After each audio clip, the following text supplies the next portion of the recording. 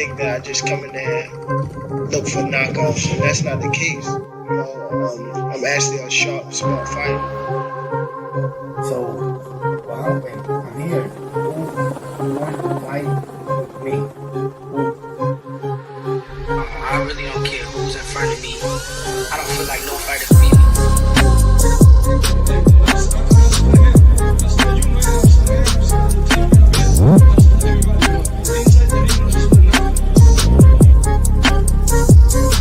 My goal is to demolish everybody, to be honest. Everybody that's in my way. The pinnacle to any weight division is to have all the belts, all of the titles.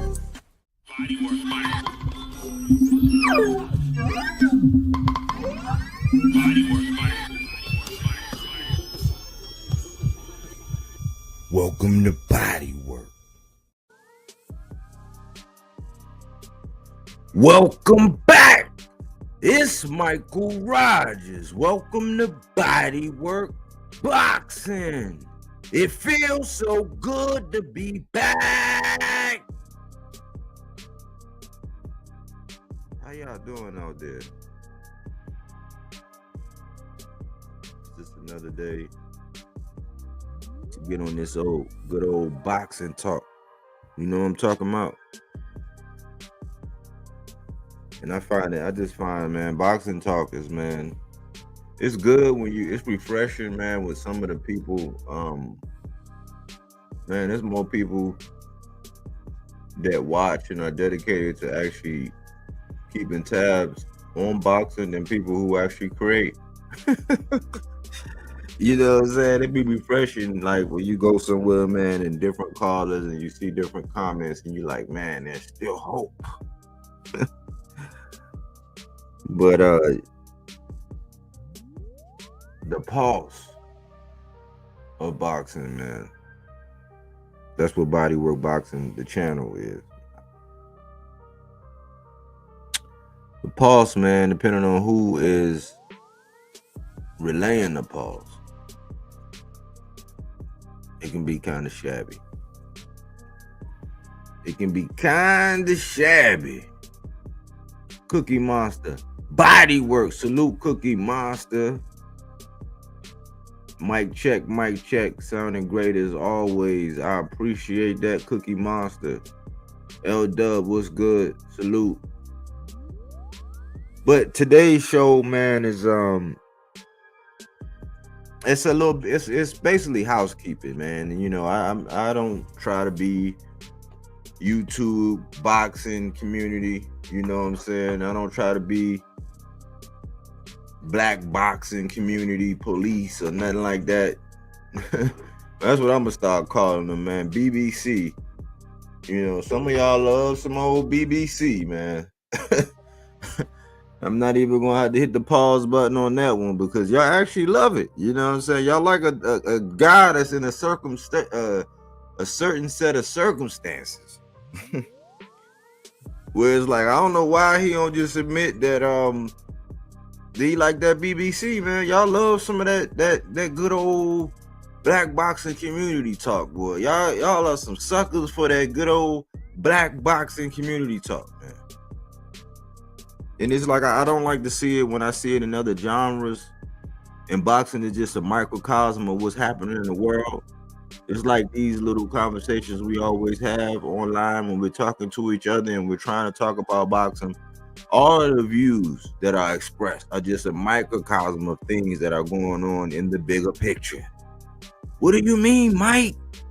If you listen, I'm going to tell you, right? Today, I'm talking about this on code jargon that's always being used. You know, I'm like, what is, like, okay, explain it to me, break it down. What are you talking about? This is what I'm talking about. We like on code. And I'm like, how does it work for one fighter or one group of individuals and it don't work for them all? Or why does it work for the guy on the left and it doesn't work for the guy on the right? Right. Well, before I get into the whole thing, man, I want to first go over part of the curriculum, and I kind of want to break some things down. You know, I got to start off with gaslighting. Manipulate someone using psychological methods into questioning their own sanity or powers of reasoning. In the first episode, Karen Valentine is being gaslighted by her husband. Husband, you know what I'm saying? He normally, or any day, any average day, husband that came home, shit showered and shaved, he in the bed by 10:30. It's a time when he come in, it's 2:30. No phone calls is being answered. Or when there was a phone call, it promptly went to voicemail. The GPS location on the phone was off. Lipstick on the collar. Smelling like Victoria's Secret. And the lady is like, well, what's going on? You're not trying to insinuate that I was cheating. That's gaslighting, man. That's gaslighting, man. It happens all the time in boxing, man. So we got to go over that. We got to keep this in mind in our conversations, man. And I see it rubbing off in certain areas. There are some people that choose to, you know, question or challenge things. They don't just eat whatever's on their plate or whatever's being served to them. You know, they kind of lift up and see if the meat is right in the sandwich. You know, they look all in the salad and make sure that everything is right and exact before they consume. But I guess when it's a bunch of sausage party, what else is there? Is this it's a sausage, it's a hot link, it's some weenies, it's a foot long, it's some quarter pounders, it's just sausage. So I guess it's nothing really to expect. You just gotta grab a proverbial set of buns and get your munch on, right? I mean, that's just what we do, right? Because we say some of the dumbest shit online and nobody challenges us. You just get out here and you be a parrot, you regurgitate, you say these same things over and over again. Nobody challenges what you're saying. You get no pushback. You just there to be around the water cooler, laughing and joking and giggling. Well, boxing is serious, man. And yeah, your personality and everything should be able to bring light to it, and you should be able to have fun with it. But a lot of the times, man, especially when it comes down to what they always accuse people of doing to the guy on the left, when people in all actuality are always doing it to the guy on the right.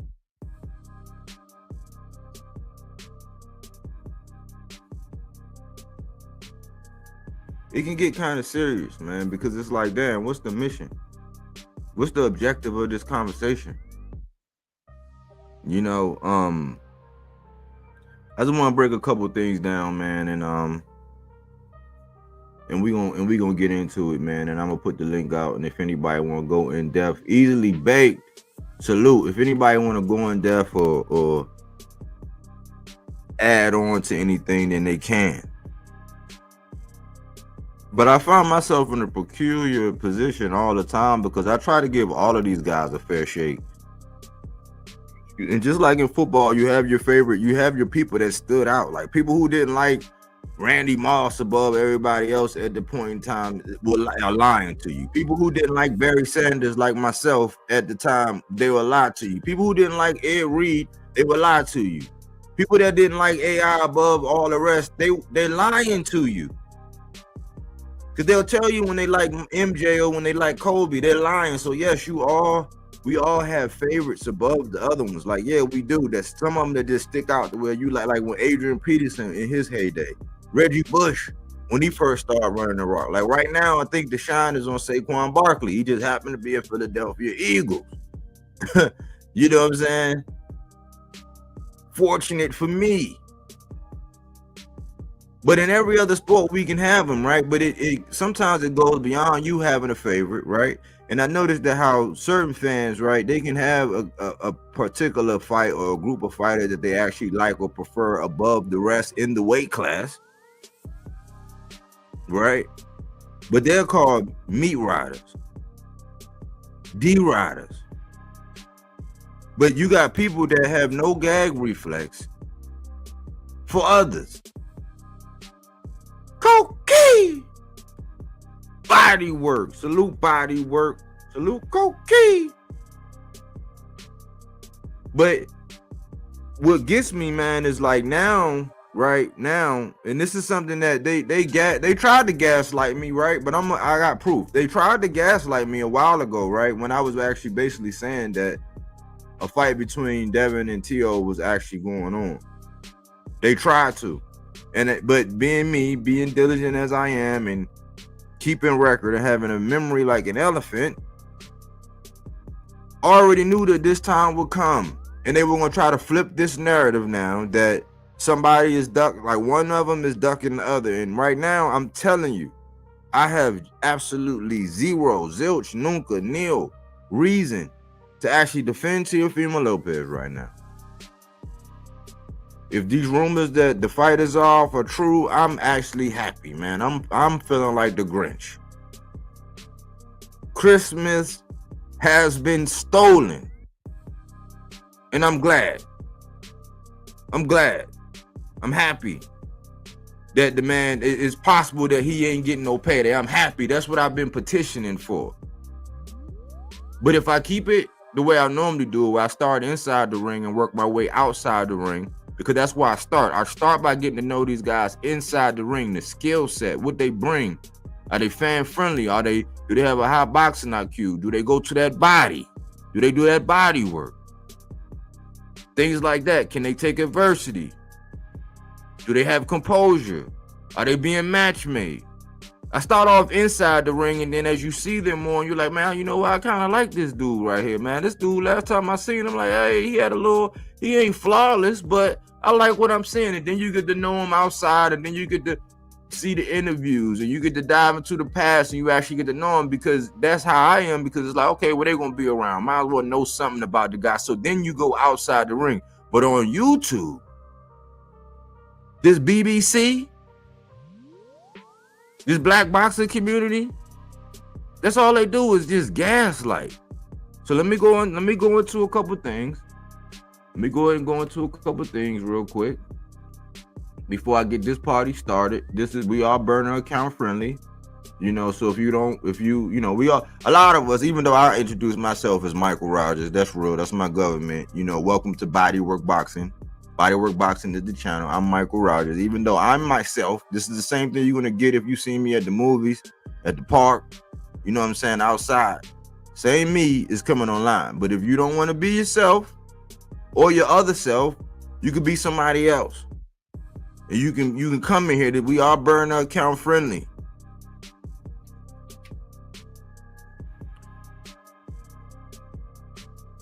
In the housekeeping, let's go over some things. This is what I call a dictionary. It's a bodywork dictionary, right? A couple things that you need to understand. When somebody says on code, what does that mean, Mike? If you listen, I'm gonna tell you, right? AKA, they're on cap for whomever we're caping for. So if you say, oh man, we gotta be on code, that means that we're going to cap for whoever we're caping for. When they say for the culture, that is a form of gaslighting by using the demographic. Gaslighting by using a demographic. Legacy. In today's day and time, what does legacy mean? Legacy means finagling accomplishments.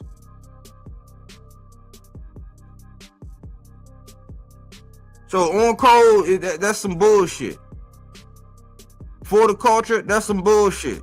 Because it should be the culture of boxing. On code should be that it goes for everybody. Legacy, it should be the same for everybody. There should not be no exceptions to no rules.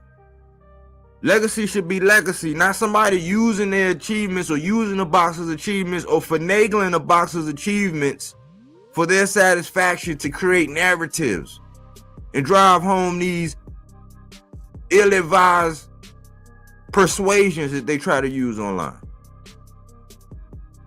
And this is for my ex-intellectuals, and I tell people all the time, I don't give a fuck about no casuals, man.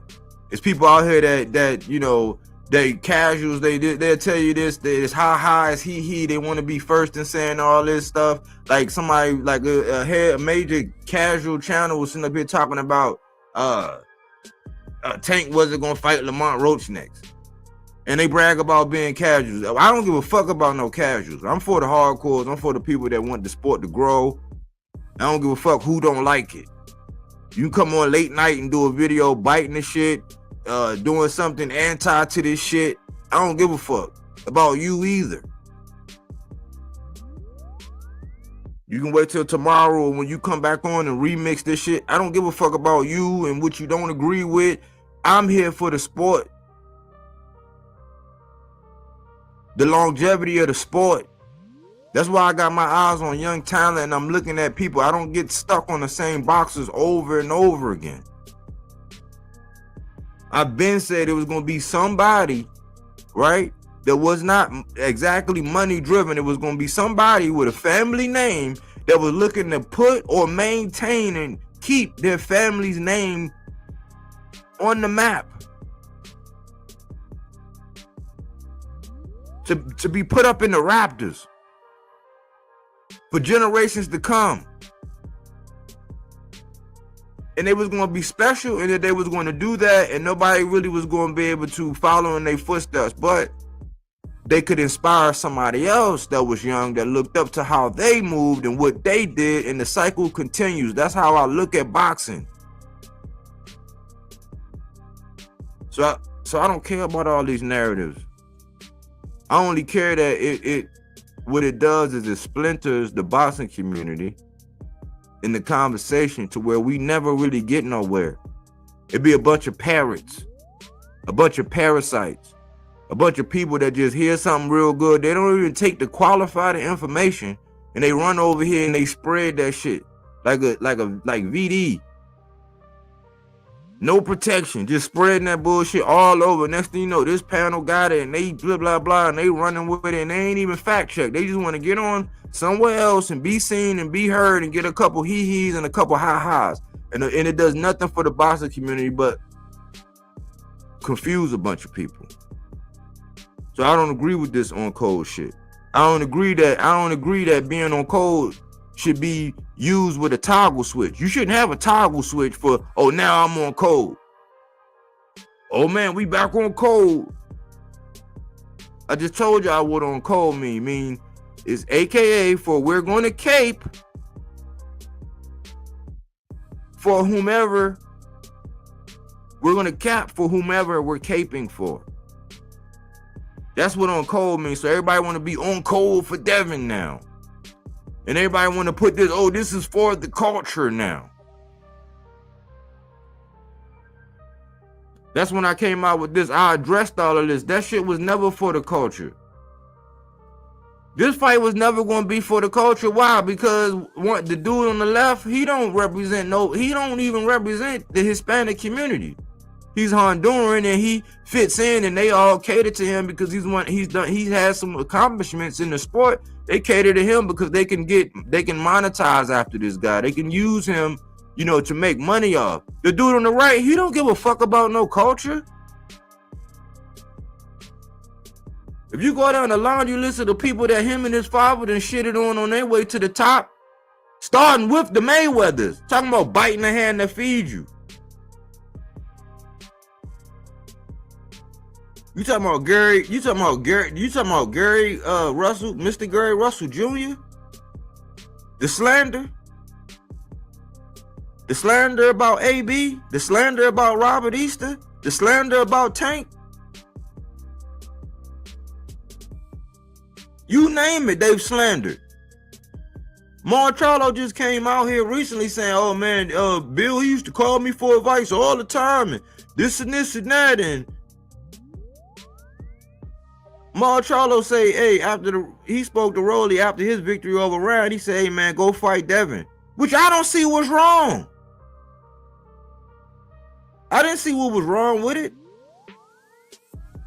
But I'm gonna get around to what was wrong with it. But they didn't like the fact that he said if you go beat Devin, your career would take off. They misuse and abuse that. Gabe Rosado said the same thing. See, these guys don't even know how to take a fucking compliment. They don't even know how to take a compliment. I told you what these guys were. I showed you. I've been showed you.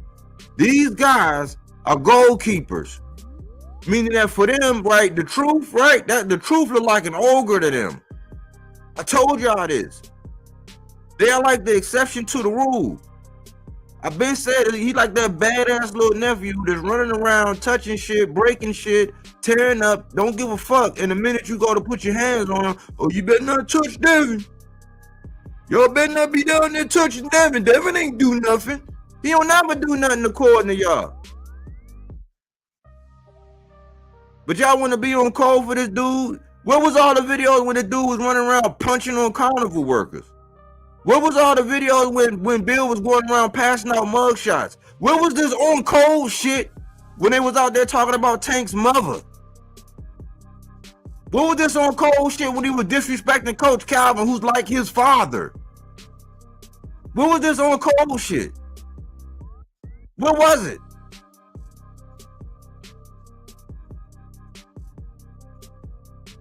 But where's this on cold shit with this catch weight? Right now, you know how when people get in a pickup truck, right? You know how you get in a pickup truck, and then it's not like a quad cab, it's just, you know, it's just one front row seat, one sofa-like seat in the front. Right now, Devin is riding bitch. That's what I'm gonna start calling it. This catchaway shit he doing, he's riding bitch. Why? Because he's stuck between a rock and a hard place. He's stuck with killers down there, people that have smacked fire out his ass and Gary Antoine Russell, people that will probably box his fucking head off like Alberto Puello, people that will probably send another one up in a Sabril Matias at 140. Then you got somebody like Brian Norman at 47 that'll probably knock his head off in the stands. You got somebody like Boost that'll probably put him out for good. You talking about PTSD now, put him out for good. So now he's at a catch weight, all these catch weights.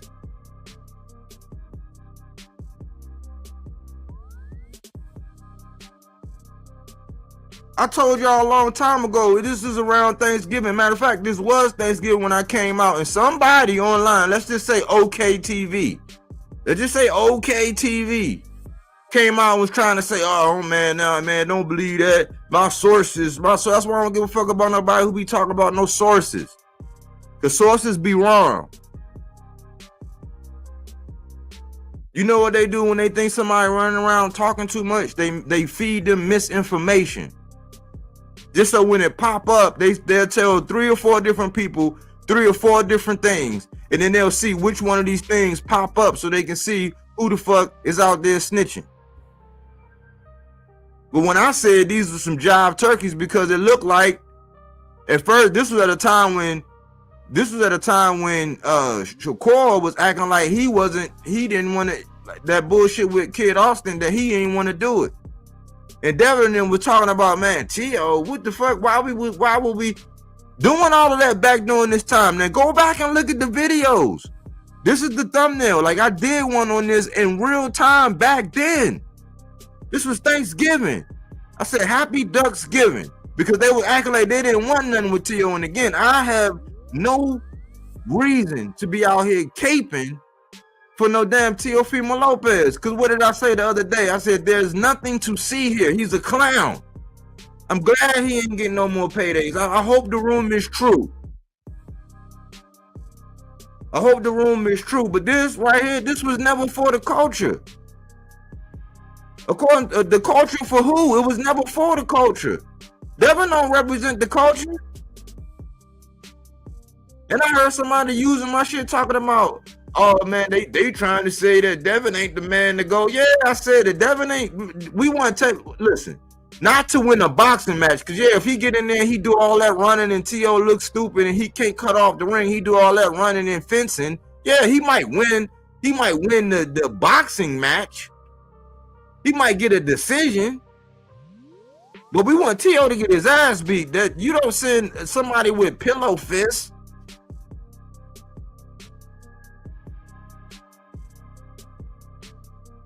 That dude from No Country for Old Men that was running around murking mother. Like, if you would have said they didn't send him down there with no pea shooter. They ain't send him down there with no Egyptian cotton silk pillows to go like, no, they sent him with that thing. And I said, for what culture? Because Devin and Bill, they don't represent the culture. There's plenty of the father and son tandems that are doing way better.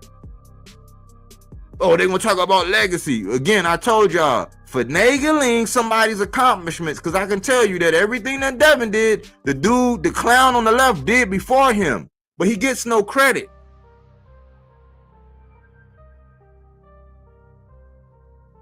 And on the flip side, this is the guy that's really the most hated. Why? There's no governor on the hate.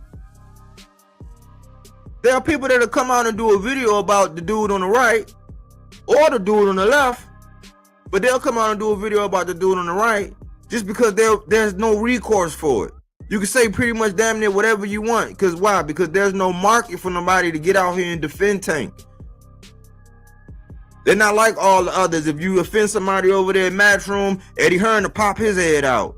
You offend somebody over there and you might have to talk to Bob. Bob will pop out and say whatever he got to say, even though he had some harsh things to say about T.O. not too long ago. But there's somebody out here that you can go to and they'll say, oh, no, this. Anybody over there at the PBC, you say anything about this guy, there's a couple content creators out here that'll defend Tank or try to, toe the line and make sure everything's even, Steven, straight down the middle. But there's so many goddamn sausage parties out here. And the minute you start cooking somebody, they'll mute you. They'll take away your Fifth Amendment. I actually seen somebody not too long ago crying about somebody muting them, and I remember when I got up there, they took away my Fifth Amendment. Golly. That's crazy.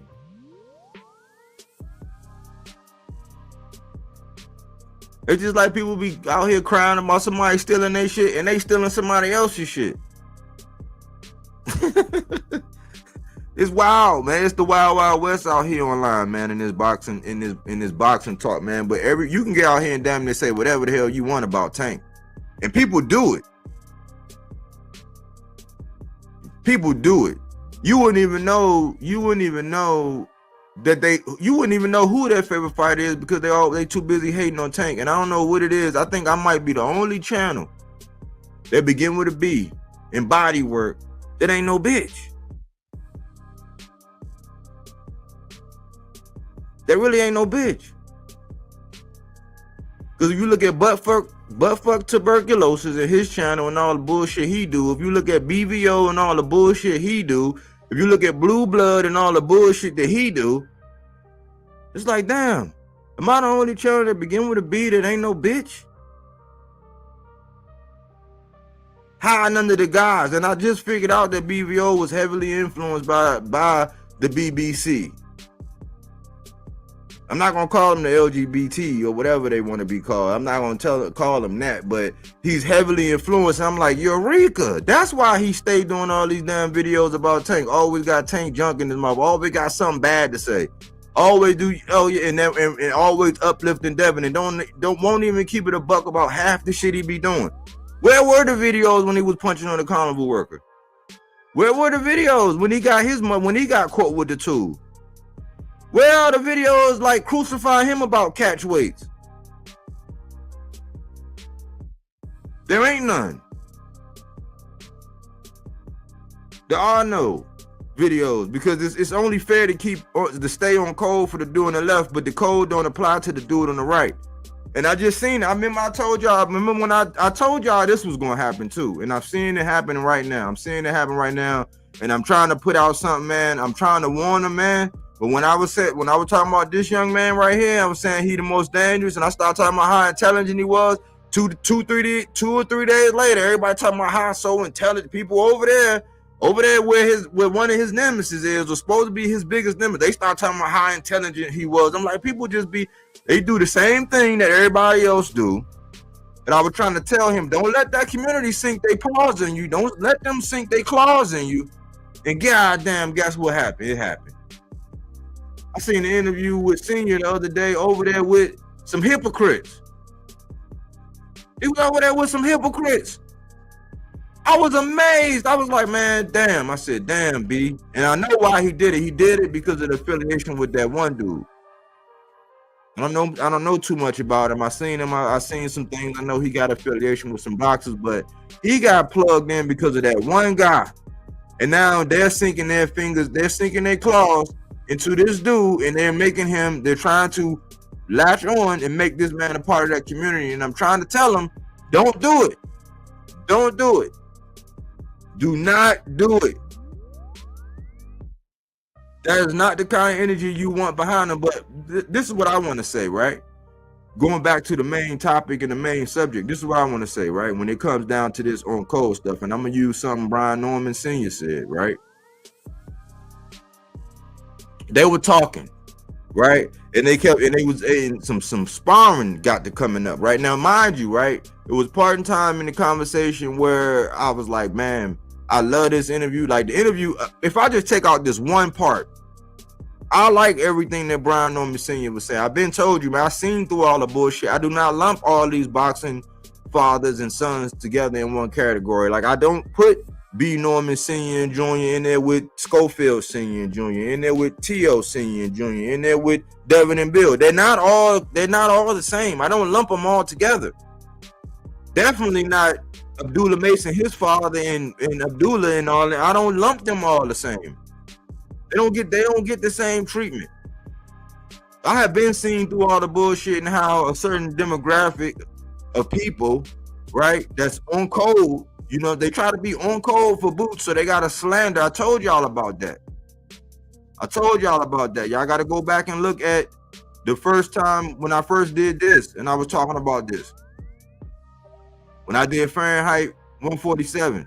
You got to go back and look at that when I broke all of this down and how we got to stop letting that happen, because all they really trying to do is make this to turn everything into this. I've been said it. They're not the same. Like none of these things are the same. None of these guys are related. You got to look at all these boxers like having their own little business entity. Sometimes they have to go against each other. Sometimes those businesses are in the same genre, aka the same label. Sometimes they share some of the same pieces in camp. They're not the same. So I had already seen through the bullshit when it came down to this young man. And I seen through the bullshit. I said, yeah, Senior like to talk his shit, whatever. But Senior had brought up something about integrity. He said, man, listen, man. He said, if you don't know what it means, go look it up. It's called integrity, blah, blah, blah. I said, man, talk that shit. Talk that shit. Talk that glossary shit. B. Norm. Talk that glossary shit about having integrity. It's needed. There's not enough grown folks conversations online these days. Not enough people that's being responsible these days. Talk that integrity shit. My only thing is, man, you casting pearl before swines, brother.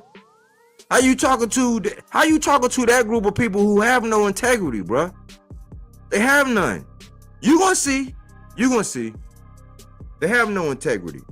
The minute you don't do something they want, or the minute you step out of line, or the minute your son has some kind of adversity, they can justify, or they see the next big thing coming, because I already told y'all about this. The minute they see right now, it look like the stock is rising on Norman. So everybody's, on it, right? They on it. They trying to figure out, they don't want to offend Boots and all that, but they mix, they bipolar, because one minute they all on Boots, talking all this blah blah blah. The next minute they man, that Brian Norman, man. But talk about them all in the same time and they'll contradict themselves. So right now that's what they're doing. But I'm telling you, when this man fell down and he got his servings, this is what they started. This is what they was doing.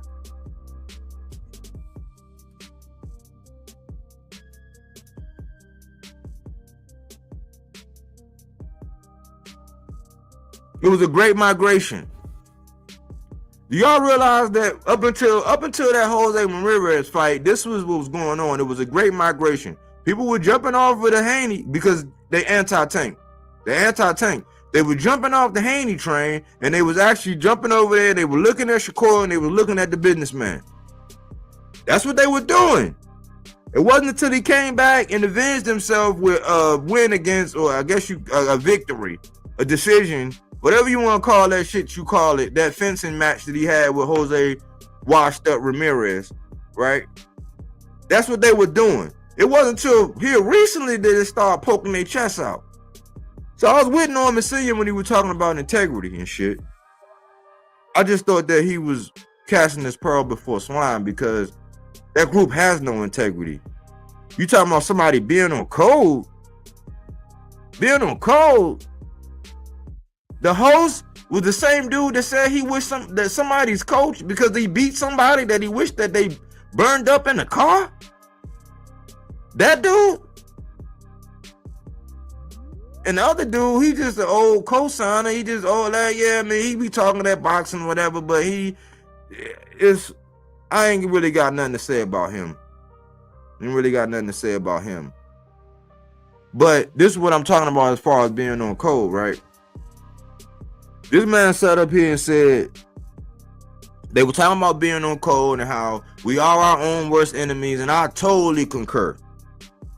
You heard that shit that I said? That you heard that shit in the beginning of my video when Kevin Gates said his thing? When Kevin Gates played that? Matter of fact, I got it.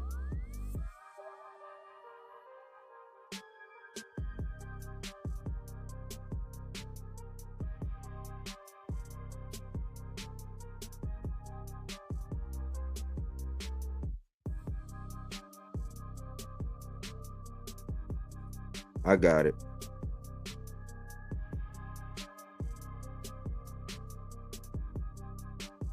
They got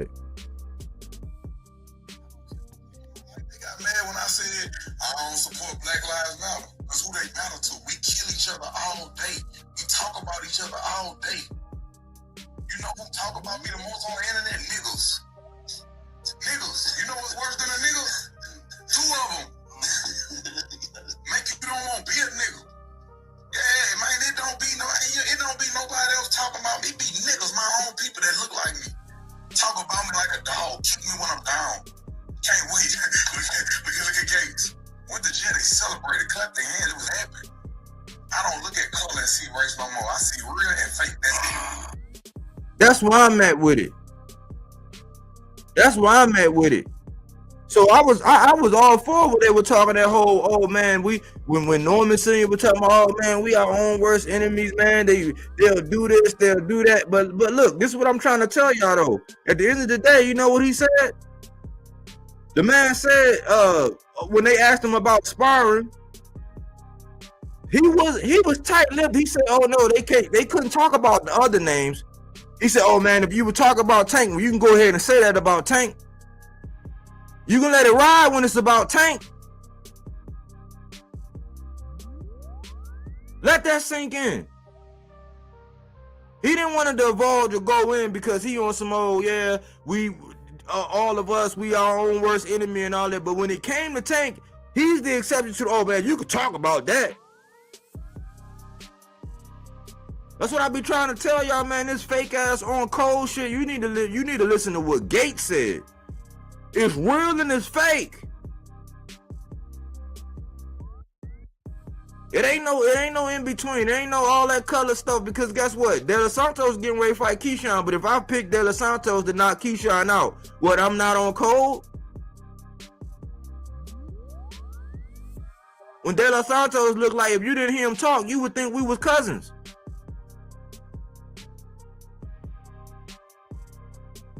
We gotta stop this, man. We gotta stop this. Like, it ain't no on code. If you gonna be on code for everybody. Make shit that you shouldn't do for everybody.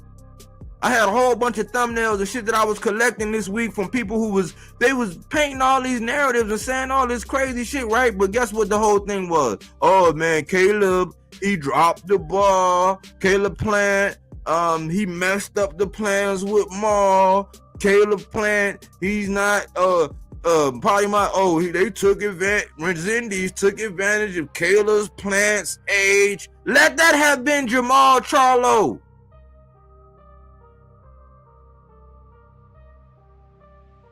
Let that have been Jamal Charlo.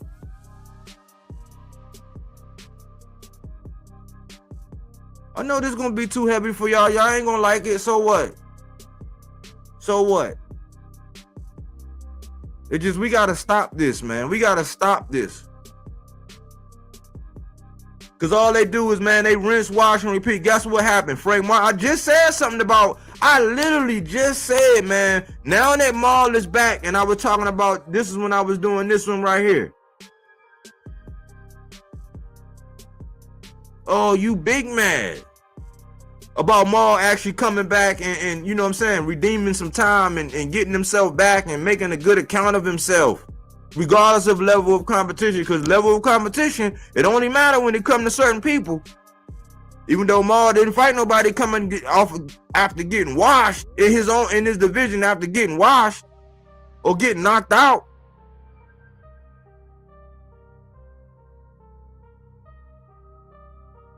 Right on the backs of this, I said, man, now that Big Maul back, I said, wait till Mel come back and Earl Spence come back and then Frank Martin come back. And guess what here lately? Last couple of days, all these Frank Martin interviews been popping up, right?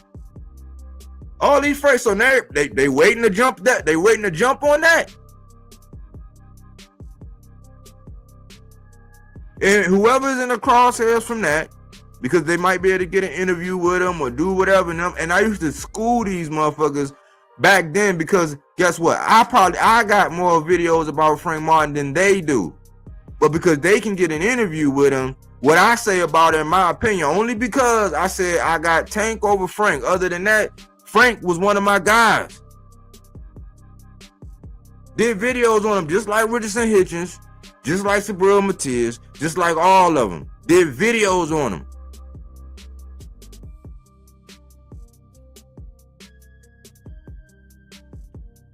So they're gonna be for guys like that, that's part of the community and break bread with them because they do that. It's okay. They can be on code for them. But when it comes down to somebody they don't like, they're not gonna be on code. It's just like it's on code right now to deny what Boots had going on with the Quran fight. And once that was mandatory, it's okay to get stuck there, but they'll spend hours online. They'll come online 3 times a day and never research what was really going on. Why? Because they know that they got an audience that want to hear that shit 3 or 4 times, even though it's not true. Even though the fight between Boots and Brian Norman Jr. could never happen. They're going to stay, quote unquote, on code, aka on cap for whomever they're caping for.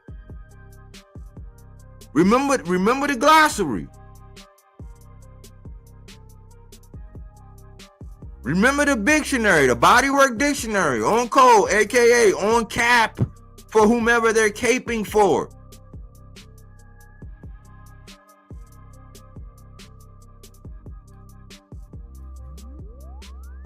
They on code whenever it comes down to say anything that's slanderous to the PBC.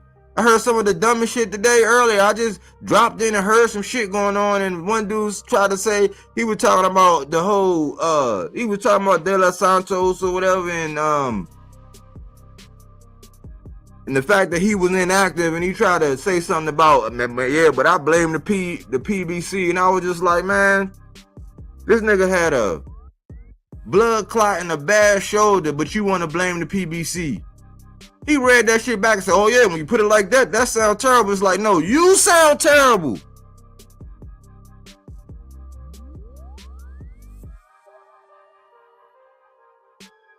We gotta stop this. I tried to tell y'all this other day when it came down to that Maul thing, and I was saying, listen, man, it's something in us, man, to self-hate, to self-destruct, to do all of that. But we are selective when we want to be on code. We gotta stop it. That's why I be trying to say, this is what I mean when I be saying we put them all on the scale. Remember when I kept saying, I've been saying this all the time. I said we put them all on the scale, meaning that when I look at Devin, I was saying, oh man, he's always fighting these cougars. He don't fight nobody around his age. Like when has he fought somebody around his age? Maybe that dude Santiago, when he brought him over there, his first fight over here, just like De Los Santos, his first fight over here when he lost, he brought Santiago over here, his first fight when he lost, and that was to substantiate that belt that he got mailed. He wanted to get that on wax. But Mauricio Sulaiman said that it was a period of like almost 20 days when he could have actually fought Lomachenko. They are never going to tell you that. They keep talking about how T.O. ducked out of the tournament. Remixing that shit. They keep saying it over and over again.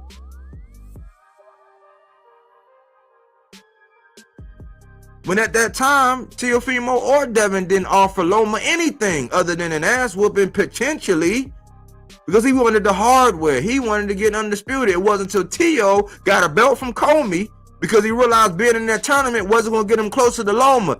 That's what they're not going to tell you. They're just going to rather say all these years he been ducking and he been ducking and ducking and ducking. It's like, no. Because if you want to put it like that, who was ducking back in Thanksgiving? When Bill and them would run around saying, oh man, T.O. man, tell him go ahead somewhere, blah, blah, blah. That was just in Thanksgiving. We in early June. I'm trying to tell y'all, man, it's just like a lot of the CO conspiracies that when they going on right in present time, people say, oh man, you really believe? Oh man, you just a CO conspiracist, aren't you?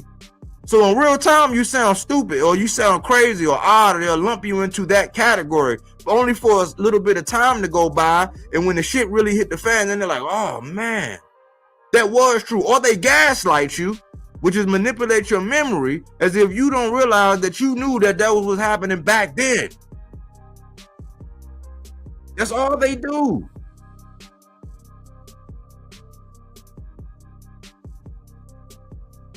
If I said something about Devin like, hey man, I put him on the scale and to me it looked like he always got all the advantages when he fight. He always got the height, he always got the reach. He was ballooning up 25 pounds is on record. Even when he fought Regis, he had a one-way rehydration clause. Nobody say nothing because they on code to not say nothing about that. They invested it to say that. If you can call Bill and have him on the phone and have him pop on and come in, because dumbass people want to sit off online wanting to see and hear him say the same old thing, and whenever you catch him up and put him in their crosshairs, he get the stuttering and shit. You already know, and taking you all around the mulberry bush instead of answering your question. They love that shit. As long as they can do that, they ain't gotta tell the truth.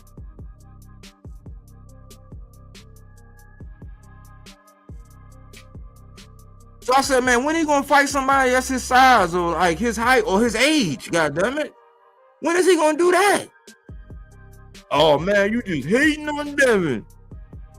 I heard butt fuck tuberculosis. All he do is down and disrespect and degrade Devin.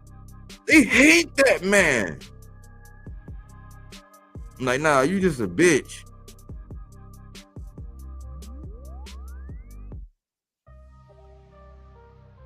At the end of the day, that's all it really is, bro. You are not consistent at all. You stay on code, aka cap, and cape for Devin all day, every day. I don't ever hear no videos about all the things that he did that wasn't right and exact. But I'm a hater if I say that, if I put him on a scale and say that he's always in these fights where he got all the advantages. I'm a hater. But guess what? I did the same thing with Boots. But that's the difference between me and you. I put Boots on the scale. I said, oh, hold on, man. Yeah, you the second coming of Roy Jones. I went to his fight. I said, oh, man, what? Well, hold on, man. I do want to see Boots, man, and he like a Ferrari. I want to see him against the Lamborghinis. You know what I'm saying? I want to see him against a couple other Ferraris and Lamborghinis. I was like, hold on, man. He's bigger, he's stronger, he's more athletic, he's got more speed, he's more agile.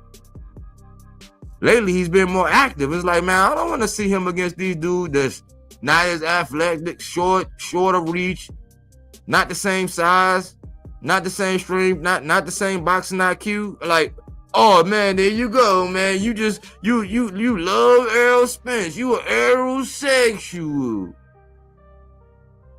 Nah, I'm putting them on the scale. Put them on the scale. Meaning I want to know the height, the reach, the length, the breadth, the depth, the buoyancy, the capacity, the volume of them all.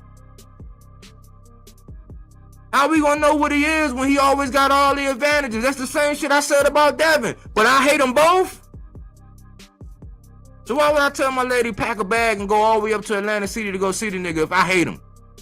You sound dumb as hell.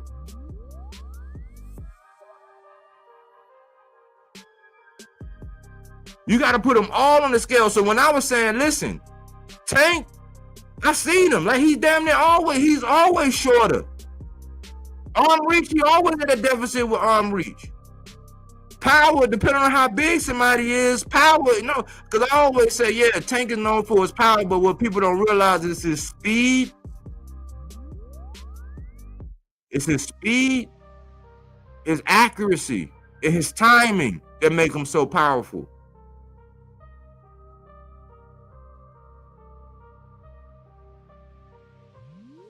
Because I could take 2 fingers, right? And I can poke you hard as shit in your shoulder and you're going to laugh. I take them same 2 fingers and I poke you in your nose or your eye, you going to cry. It's a difference. You got that shit down to a science. I seen him when he wasn't the tallest. I seen him when he wasn't the biggest. I seen him against somebody that was stronger than him and probably crack harder than him. I seen him with these disadvantages.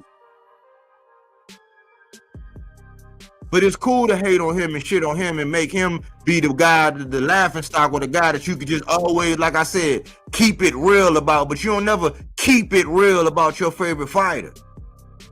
You on cold with some bullshit. Making all these excuses.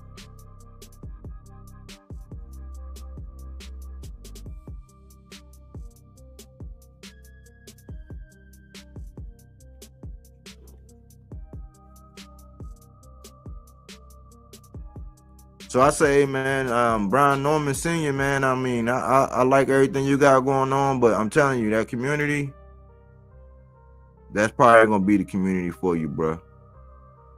You probably a couple individuals are solid, you know what I'm saying? I can't say them all because there's some solid individuals. There'd be more people in the comment section or more people that's a part of the general assembly than the actual creators, or like Pop said, creators out there, if anything, you know what I'm saying? But like, that's not gonna be the group for you. But man, I mean, I guess if we gonna keep it all right and exact, then if you really believe in that whole we our own worst enemy, why is there an exception for Tank? Why couldn't they talk about the sparring between Junior and somebody else, but they could talk about and shit on Tank if they wanted to? That's what I'll be talking about, that selective code, and they do it right in front of your face. But you gotta realize we in a culture now where you could say something disrespectful as long as you say respectfully. Like, I could be like, man, Jose Martinez, man, I mean, he ain't really shit and he got washed, but respectfully. And that's okay. We also in the same era where you could say some LGBTQ-ish type things, as long as you can say pause after it. We all fucked up. We all fucked up out here, man. Like, I don't get down with, so don't disrespect me and then say respectfully. Don't say no LGBTQ-ish type shit and then say pause.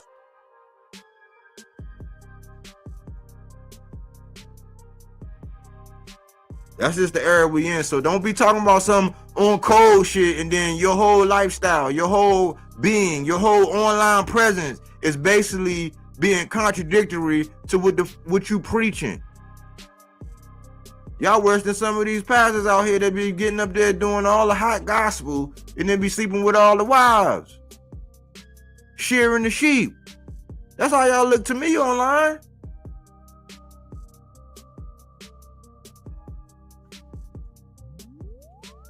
Masquerading online under some initials. Ready to check, ready to cape, ready to check, ready to shit on, ready to like hide, disguise, rearrange the truth for, get ahead of the facts. Like when Tank got locked up, the Boxing Voice came out and they had a show first thing in the morning. That's when they was going on earlier than they are now. They came out and had a show first thing in the morning. I'm like, hold on, if he just got locked up, unless they got some inside information, what are they gonna tell you? They came out with all kind of speculation and hypotheses and all this other shit. Come to find out, it ain't nothing even happened with that shit. Ain't nothing happened. When Devin got caught with the tool, the nigga BFTB, he came out and did a video like getting ahead of the truth. No, see what happened was it's security guard. But when the shit happened with Tank, he ran with it. It ain't no code. That's why we should just keep it boxing. It shouldn't be like, oh man, it should be these boxers and these promoters. Not, oh man, there go PBC again. Oh shit, that's Sheik, man. Turkey. Oh man, you gotta ask what. I heard Buttfuck Tuberculosis say some of the dumbest shit ever, man. That's why I be trying to tell you how he will contort himself into a motherfucking pretzel to defending the honor of Black Jesus. He said he had Keyshawn Davis is #1 because of what he did in the lineal. As far as lineal championships, because he beat Gustavo Lemos, who just lost and got pulled down to 35 after fighting Richardson Hitchens under the IBF for a title eliminator. After he got pulled down and then went on to fight Ivan Baranchek, who got his belt by fighting Navarrete, who already showed that he ain't shit at 35. And he just got the no contest after he got his shit split open back down at 30. He said he got him #1 on some lineal shit. That's why I say legacy is, let's go back to the glossary. Go back to the glossary class. Let's go back to the dictionary. Legacy is finagling accomplishments.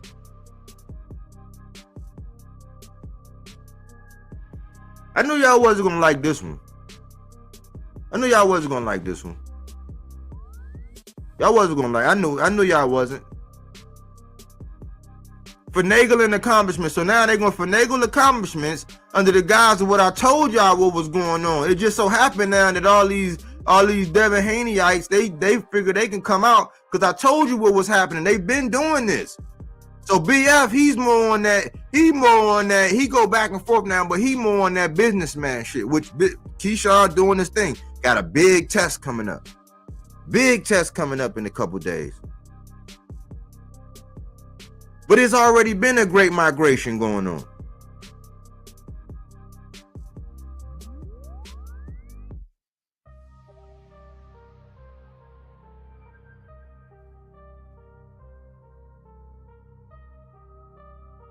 It's been a great migration going on.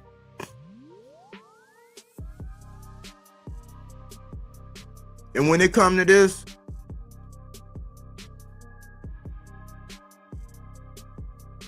it's craps. It's like Tank can't do nothing without these dudes shitting on him for something, but everybody want to be him. Everybody want to fight him. Everybody want his position. Everybody want everything he got. The recognition, they use his name, they contort themselves and use his name in all different kind of ways.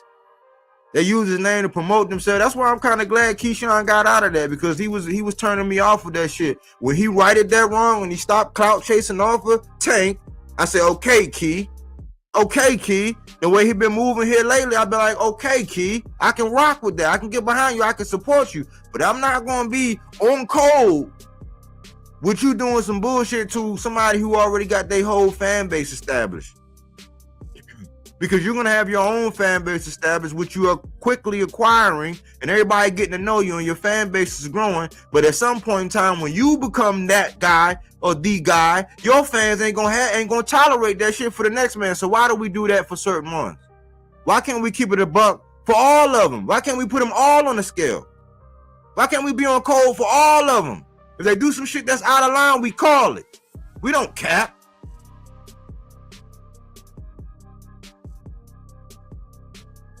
No, that'd be too much like right. Huh, Mike?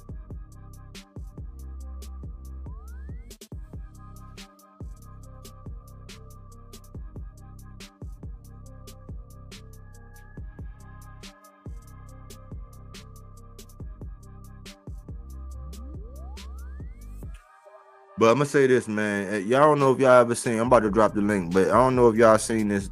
I might be dating myself, man. But it's a movie called The Mac. Now I think The Mac was in How to Be a Player. Remember that older guy that was like the uncle that had the ladies? He was the Mac in The Mac with Richard Pryor. But he had this thing. He had this part, right? He had this scene in the movie, right?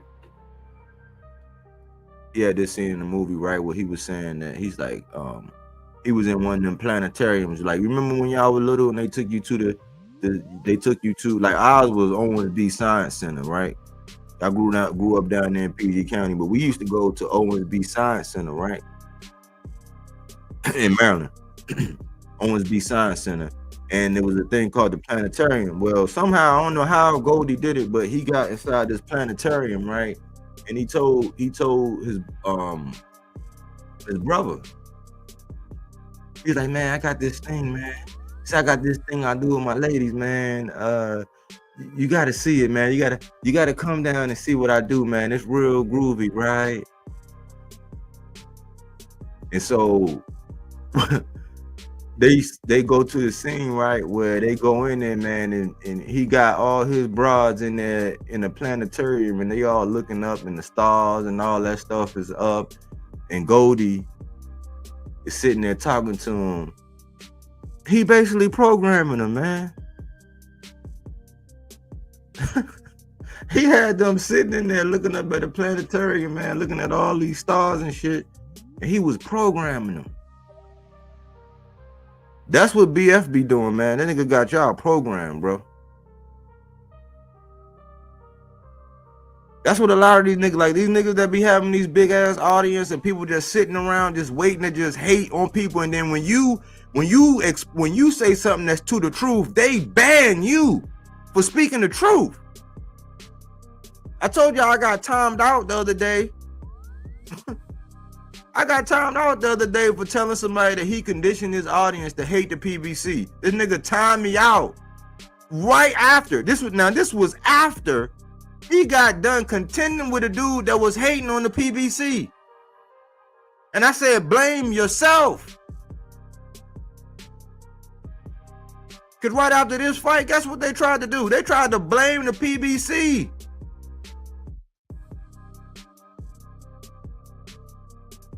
This fight that just happened. Oh, man, you got to blame the PBC, man. I'm telling you for this inactivity. I'm going to tell y'all this one last time. Al Heyman is like an advisor, right? Let's just say he's like a bigwig, right? And he has these consultations with all these little LLCs. If you don't know nothing about business, it's all these little LLCs. Like Mel is an LLC. Like GTD, it's an LLC. Like Man Down, it's an LLC. He's an advisor. So like on Shark Tank, right? On Shark Tank, Mr. Wonderful, right? He's an advisor.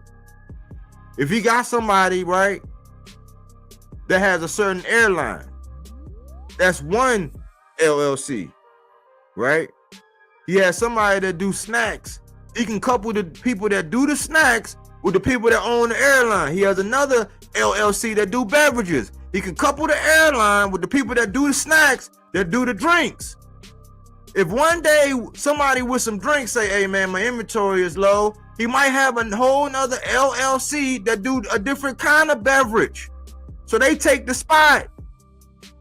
So if one of these niggas get a fucked, if they in a fucked up relationship, they get a bad shoulder, they get out there and doing something crazy and dumb, and they know that they not ready and they down, another LLC is going to have to take the spot. And if they have to start doing different venues, like if they have to find a whole nother airport for the people that run the airplanes, it might take some time to get adjusted to the new airport. It might take time for these vendors to get their shit together and get on board to be down there. You can't blame the big wig who orchestrate and connect the dots for them. Sometimes it's the LLCs. Dummies.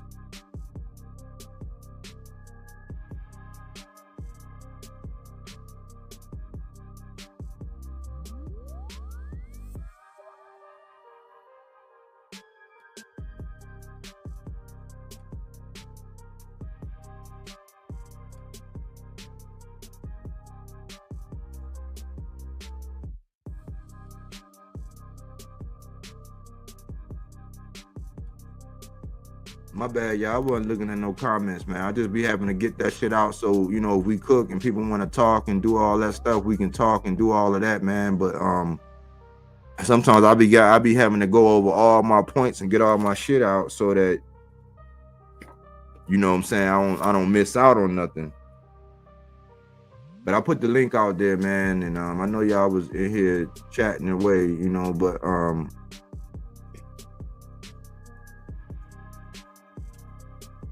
Teofimo,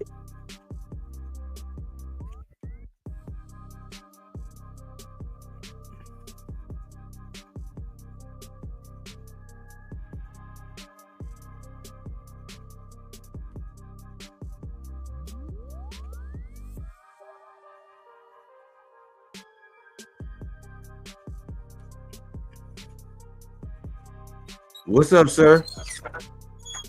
Sir Lancelot, what's up? What's going on? What's on your mind? Just being a goat, man. Just being a goat. How you doing? I'm doing good.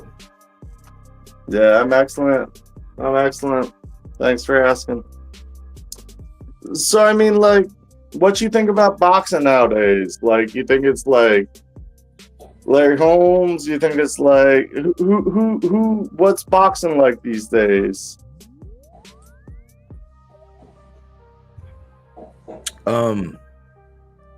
If you like boxing in particular, man, it's all right. If you stick to the shit that's going on inside the ring, it's doing pretty good. If you follow the narratives outside the ring, it's not so good.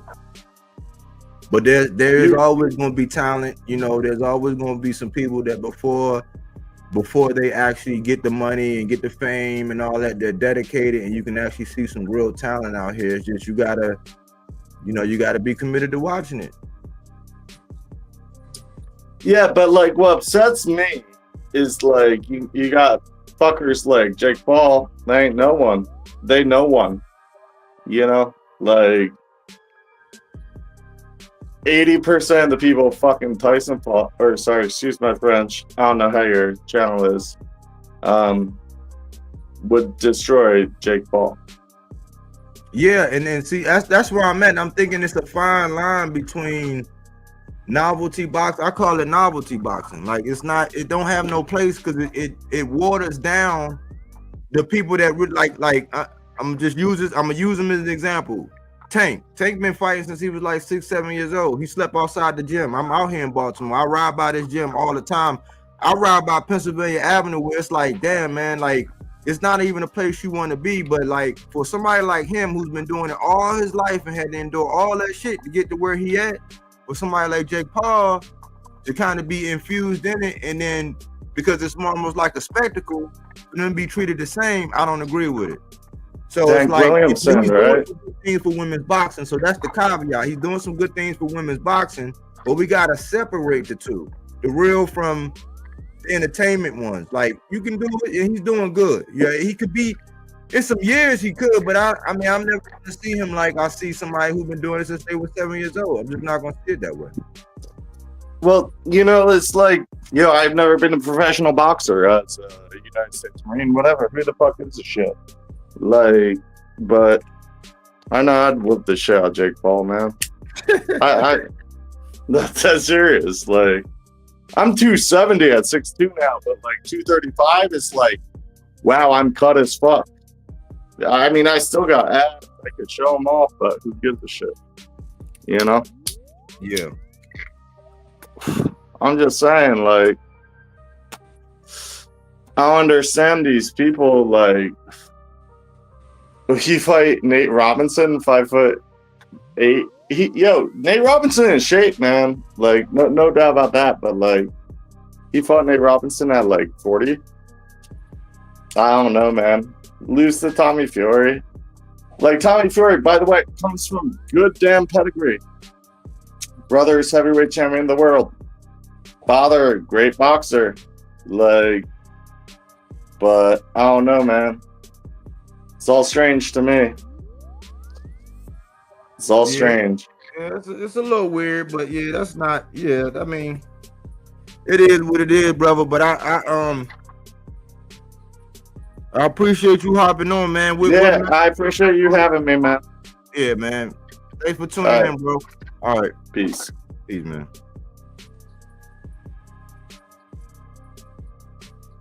Yeah, buddy, what's good, bro? What's happening, man? Nah, shit, man. That's a good cook you just put on today, man. There'll be a lot of people who are definitely offended if you can't come to the realization of just, having a guy be your guy, but then still put him, as you would say, under the microscope. For me, I say I run the numbers on him. You feel what I'm saying? So I'm at a point whereas I'm a Terrence Crawford fan, but I don't rock with all the narratives around Terrence Crawford. I'm a Devin Haney fan. I definitely don't rock with all the narratives around Devin Haney. You feel what I'm saying? I'm a person that says, yes, the criticisms for both of these guys, there are criticisms that are 100% legitimate that me being a fan of them, I can't deny. You feel what I'm saying? So I just say I won't be that fan that's doing that type of goofy shit. Now, to stay on what you were saying by being on code, for me, I'm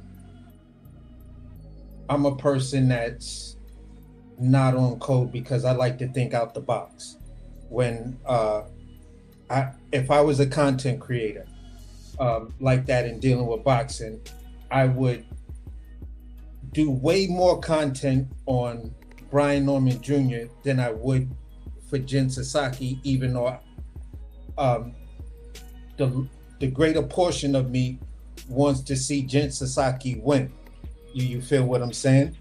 And just see what that looks like as having a Japanese welterweight, making history, blah, blah, blah, blah, blah. And plus, I like his style. You feel what I'm saying? I like his style of fighting. So that's just me. That doesn't mean I'm not a Brian Norman fan. That doesn't mean that there are times where I'm like, damn, but I would still love to see if B Norm get that joint and he get them, the just dues and it whitewashes all that bullshit that Eddie Hearn tried to do to him and all of this other stuff, and then people saying all the weird shit. You feel what I'm saying? Now, also with being on code, I'm gonna say it like this. Canelo had his own weight class, which they was calling the Canelo weight class, because he had so many fights at catch weight and things like that. Devin Haney, you're not Canelo. You're not on the path of being Canelo. Yes, I'm giving you credit for the whole, and I'm saying it in air quotes, Four Kings thing that they were saying back in the day about you and Tank and I believe it was T.O. Ryan. and Ryan. You actually fought three out of out of those kings. So I can give you that. Your performances, they're questionable. You feel what I'm saying? But I can give you that. Outside of being on code for shit like that, that doesn't mean everything you do now goes under. I look through it through gold-plated glasses with rose petal lenses. No, I'm not gonna do that. If you fuck up, I'm still gonna complain about it. Just like I took a lot of flack and stuff like that because I was like, listen, if Crawford wanted to stay at 47, all he had to do was start negotiating and give the IBF a reason of why he should get an extension. And if it came down to fast forward Eddie Hearn having to pay a $20,000 extension, then why couldn't Budge Camp pay that same $20,000 extension, or something like that to deal with Boots, whatever that extension fee might have been. So yeah, does it leave questions? Yes, it does. You feel what I'm saying? So the whole on code thing, it's just for content creators and people, to tell you who they feel you should be on code for. You don't be on code for Shakur. You don't be on code for Tank, but you need to be on code for Devin. You need to be on code for Boots and these other guys. Because what they do, they trying to fight for the culture. Look at what they doing. That shit don't mean a fucking thing. Let me say something though. Devin, he fought one of the four kings. He fought Ryan, right? He fought Ryan. He would have got the T.O. if this thing went through with T.O. But this narrative about T.O. ducking and all this, like, no, they've both found ways. That shit about him jumping out of that tournament, like, I've debunked this thing like 1,000 times, but I see they stinky asses are still running with this narrative. It's like this is what I'm trying to say. Like, I don't think we need to be on code for none of them. If we're gonna be on code, we need to be on code for boxing. Yeah. Like, if we're gonna be on, if this the standard of boxing, it need to be applied to boxing, not just for who you like or who you don't like. It shouldn't be okay for you to shit and slander. Like, it shouldn't be okay for you to say some of the shit that they say about Tank and his mother. Like, you could talk about his mother, some of the shit that Bill done said with Bernard Hopkins, Gabe Rosado, now Jamal Charlo. It's like, man, if it hurts everywhere you touch, it's the finger. It's not the stuff that you touching, but if it hurts everywhere you're touching, it's the finger. It's not the knee or the eye or the hip or the leg. It's not. And that's what I'm tired of with them. It's like Devin, like they over celebrate all of the things. Now, a man should be celebrated for his accomplishments, because a young man, with aspirations and a good, they could have been criminals. He could have masterminded to be a criminal, and he didn't. So I applaud that. But it started turning me off when it started getting away from things that, like, how they shit on Richardson Hitchens. They won't even acknowledge that the man got a belt. How they was shitting on Sabril Matias. Oh man, like this and all that. And people were saying, oh, he hype, but he actually sent somebody upstairs to the upper room. And you didn't, and they didn't show no at the time when he fought, he picked Regis, who they were saying was like Regis. It was almost like what they say about Bud when he picked Jeff Horn, just because he beat Pacquiao. Like, it was the same thing. It was like he was the weakest link. Like, that's not nothing to be mad at me about. That's what everybody was saying, because everybody wanted to fight Jeff Horn. So it's like he was the weakest link when he got up there. So, and that's who he fought. That's just a fact. Yeah. It ain't nothing to get mad at. So Devin, he went up there and he got Regis. What we didn't know was Regis was on a one-way rehydration clause. So if you gonna talk about the rehydration clause when Tank did it, so you talk about that when Tank was fighting a dude that was abnormally, look at how Barrios is making Pacquiao look right now. So you gonna talk about you're gonna talk about whatever because Barrios wanted to fight Tank. It wasn't Tank wanted to fight Barrios wanted to fight Tank. So he moved up there, and they shitted on him for picking the weakest link up there at 40. Because it was Josh Taylor up there. Josh Taylor was undisputed at the time. It was video after video after video about that. But you don't say shit about that when Devin do it with Regis. You don't say shit about that when Sabril Matias called Devin a chicken. He called T.O. pussy. And he said who was it? Rolly. It was chicken, pussy, and Joker. He called Rolly a Joker. They didn't want to fight Sabril Matias. They waited till Liam Paro went down there and did the dirty work, and then they wanted to jump. Then they wanted to jump on it and say, "Oh man, look at him! I told you he was hype." But Devin didn't do that shit. And when we were saying, "Devin, man, fight one of these other guys," he picked Ryan. Ryan was already back there. That's just like that's just like Wilder picking Fury. Yeah, now that's almost the equivalent. It's almost the equivalent of that. But you gave that man life by picking him because he didn't never taste no title. But you shitted on Ryan when Tank fought Ryan and they made that big ass payday. But he was nothing when Tank fought him. Then you picked him. He knocked you on your ass bag and had you looking real sad and shit. And now it was all about him getting cheated. And I understand that part.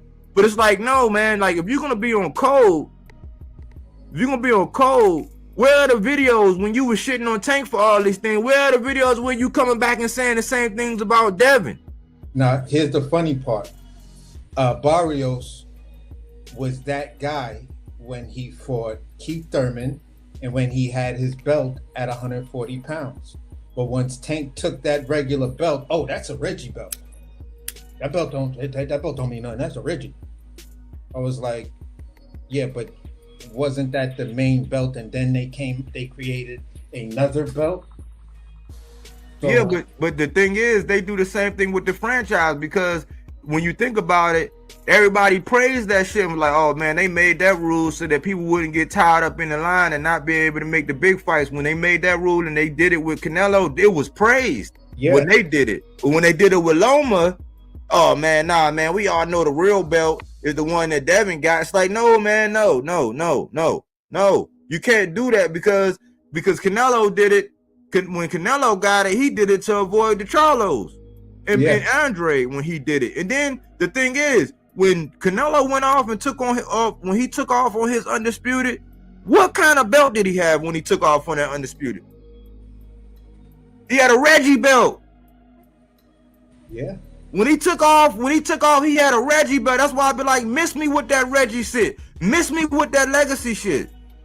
Yeah, because they don't want to speak facts. He had a Reggie belt when he started that killing spree, that European tour that culminated with Caleb Plant. He took off with a Reggie belt. They ain't say shit about it then. Yeah, and that's the funny shit because the Reggie belt matters when other fighters have it, but when Tank got that Reggie belt, oh, that Reggie belt, come on, man, that's a Reggie belt. We don't count that. Why not? It's just like buttfuck tuberculosis talking about he got Keyshawn at #1 because of lineally and all that. I'm like, what the fuck? You just sound dumb, bro. Yeah. You sound dumb as hell, bro. You sound dumb as hell, bro. That's why I say, man, I was just gonna say, when I'm glad you brought up Keyshawn because even with the Keyshawn thing, right? I'm a person that now that it's getting closer to it, and I'm hearing some of the chatter online and stuff like that, where people are like, yeah, Keyshawn, blah blah blah, but De Los Santos is coming off of a layoff, a 2-year layoff, and he had blood clots and whatever, so he wasn't training properly, yada yada yada. So I just started to think to myself, okay, so if y'all killing a fight like that, what is it saying about Keyshawn's title defense? Is this now a big fight for him? Will he get the credit? Because I didn't hear anything like that when it came down to Keyshawn versus De Los Santos versus Shakur. We weren't, all into the other stuff like that. But now that people are saying that this thing may happen with where the pressure might be on Shakur if Keyshawn gets the early stoppage, But if you putting all of this other dynamic in it, to me, you're like taking away from the Keyshawn fight and everything. And no matter what try to dynamic you say, like, look, De Los Santos is not whatever. He has less fights than Keyshawn, but he has a higher knockout percentage. There's you feel what I'm saying? There's not too much of a height difference in between the two of them. It's 1 inch, and they both got the same arm length.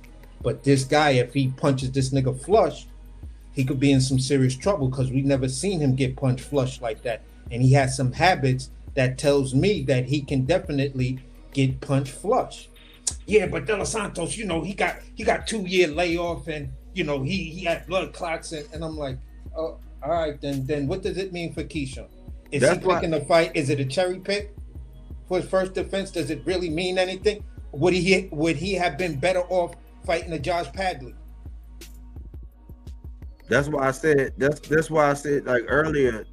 That's why earlier today I heard that shit going on, and I was sitting there and I was like, man, I'm not gonna stop doing what I'm doing to engage in this, because they was doing that. It was one dude on there doing that earlier today. I'm like, and that's talking out of both sides of your goddamn neck, because it's just like when he said that shit about he was like, man, but I blame the P. I'm like, you gonna blame the PBC because this nigga had a blood clot and this nigga had a bad shoulder? Like, make up your mind. Like, people just they don't even realize that they're programmed. But I heard that too. I'm like, so in one breath, you giving him credit, you giving De Los Santos credit, but then if the conversation go a little bit further, you're discrediting the guy. So either way, if you're see what I'm saying, it's the praise Keyshawn or give him it's like people listening to you, they're not gonna know whether to give him his his salutes or to shit on him for picking this guy. Yeah, and that's the whole point I'm making. It's like, look, because you have a long layoff at times, it all depends on what you do. We've all seen guys have 5-year layoffs and come back and they knocking shit stupid inside of 3-4 rounds. You feel what I'm saying? So at the end of the day, it's all in what you're doing. So for me, I'm like, I get it. I get the ring rust aspect of it, and that's where I land my plane on that, because I do understand ring rust. You feel what I'm saying? But at the end of the day, it's leaving me now, because this is not the first person I'm hearing saying it like this, but at the end, it's leaving me with questioning. Okay, so Keyshawn beats De Los Santos. Does he get credit for it? Does it move the needle for him? You feel what I'm saying? Yeah, I got this. See, this video. This is not going to be alive, but I got this video dropping. I don't know if it's going to be tomorrow or the next day, but this is the video I'm dropping, man. On that, where I'm doing a video about that, you know what I'm saying? So I'm gonna be dropping that. Okay. Maybe tomorrow, but with that, we talked about this a while ago, and I said, listen, man, I'm giving people gonna shit on the fight though. That's what we was saying. Said the people were shitting on it. And I said, see, that was the blind PBC hate. See, they don't understand, and they need people like us to like make them see that. Like, man, listen, like when you have a chef come in, it's like, hold on, man, you reek of alcohol. Like, you don't realize that? Like, yeah, man, they can smell it. Like, I know you might be feeling good. Go back there, take a shower, get a new uniform, brush your teeth, gargle, you know what I'm saying? Drink some water, come back and see me. This is what we're telling people about this fight. Like, yes, the man had a layoff, right? Yes, so ring rust will be a factor.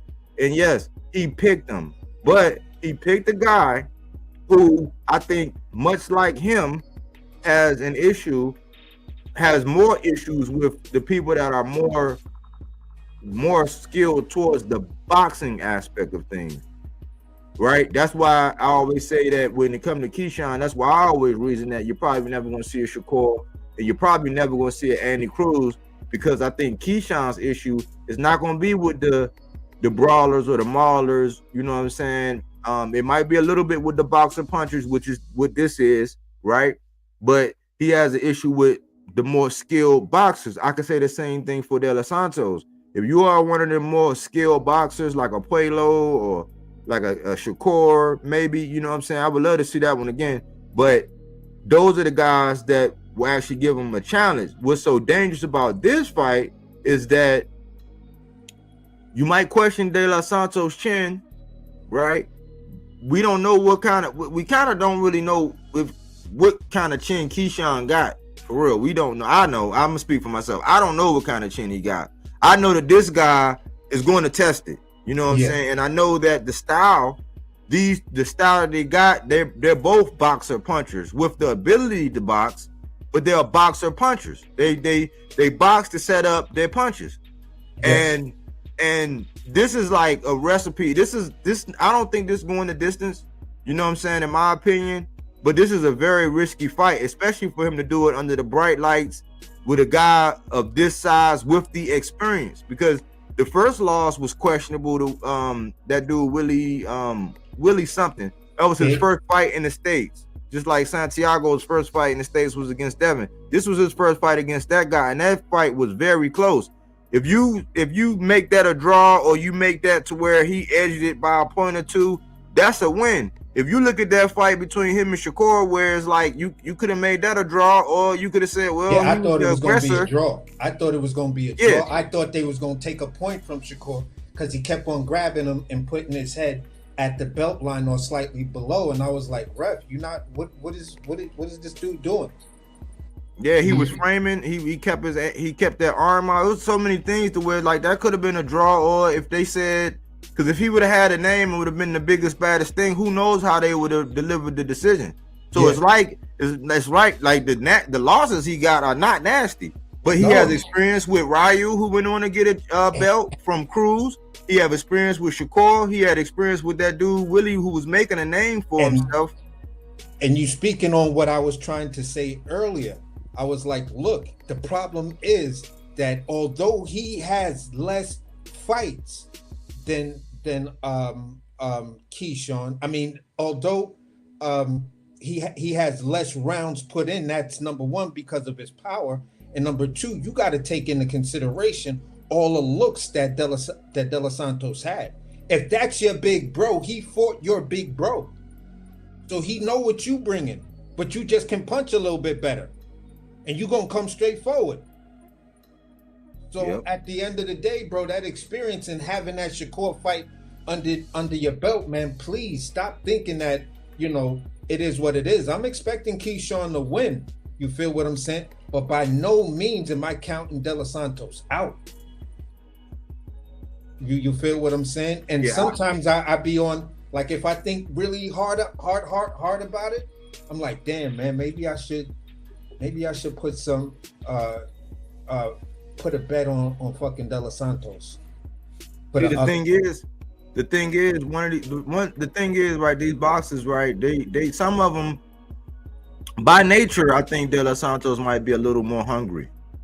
Yes, right? And then you starting to associate like with, see, some of these things gonna come into play with Keyshawn sitting down with Andre Ward and, you know, being twin brothers with Shakur, and you start to feel, because I think that kind of rubbed off on Shakur a little bit in that he started seeing himself up there with Mayweather and up there with Ward. It's like, yeah, you got the potential, you on your way, but you're not there. But see, with De La Santos, he's down there where he still got to be hungry, and he knows that for a guy like him, because he's a tough out, that he's not going to keep getting the opportunity. Why? Because he can either make a young guy look bad before he actually gets somewhere. So this is an opportunity for him to get another shot at the strap. Who knows how many times he's going to get another opportunity, because he's going to have to climb his way like Regis did when he got knocked off by Josh Taylor, and he had to climb all the way back up and get weighted out, because De La Santos is a tough out. You know what I'm saying? So he's not going to get, so he might be looking at this like, man, I don't know how many chances, man. And then I left something on the table when it came to Shakur. I'm not leaving nothing on the table. He might be obsessed with Keyshawn. Coach Eddie, what's up, man? Yes, sir. What's good, brothers? What's good, man? What's good, Coach?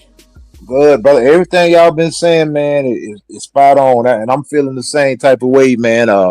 It's a lot of things gonna play into this fight. I think even the fact that Keyshawn fighting at home, a lot of times that can put a lot of pressure on you. Yes. Because you know you want to show out for your home crowd. You got a lot of distractions, and like I say, I think he could be reading his own clippings. I think, like, if you go back to their Albright fight, when he fought Keyshawn. That was a competitive fight. Keyshawn did not watch Albright, and Albright landed some good shots on Keyshawn, some clean shots on Keyshawn. Only thing that worries me about Keyshawn, and to me, I don't have any emotional attachment to any of these fighters anymore. All my favorite fighters retired. So now I can just sit back and just enjoy the matchup, and may the best man win. And I can truly say that about most 99% of the fights that I watch is may the best man win. But Keyshawn has a tendency to get open. He gets wide with his shots, and he does a lot of amateur stuff too. The putting the head down and holding your hands out in the break. That's stuff that you should stop doing in the amateur. He still does it from time to time. I think that De Los Santos has something to prove because he had a bad performance with Shakur. So I think he's coming back with a chip on his shoulder, and I think he's coming to knock Keyshawn out. I don't think he's not going to get it on the scorecard.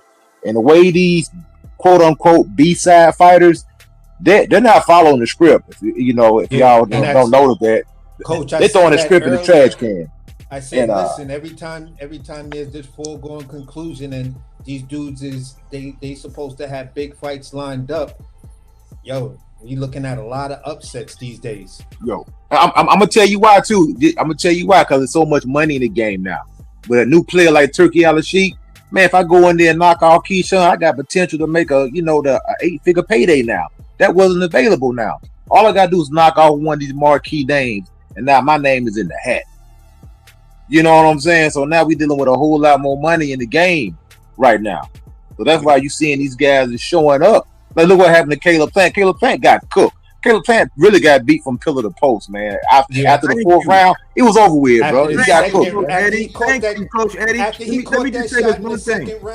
Let me just say this one thing, man. I'm so tired because, listen, this is what I've been saying, Coach Eddie. I said, man, if dude would have did that tomorrow, man, you would see they would still be doing videos today, but they're so passive and they trying to be, oh, he got outclassed, oh, he drops the bag, oh, no, he got beat the fuck up.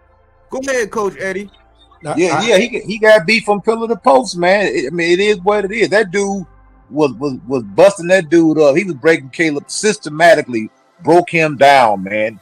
You know what I'm saying? Had to do holding on, grabbing. Like I say, Caleb Plant, he's a decent fighter. He's not what they said he is. You look on BoxRec, they got him at a 3.5 star. And that's what he is. He's a 3.5 star fighter. Hey, he's Coach, a limited fighter.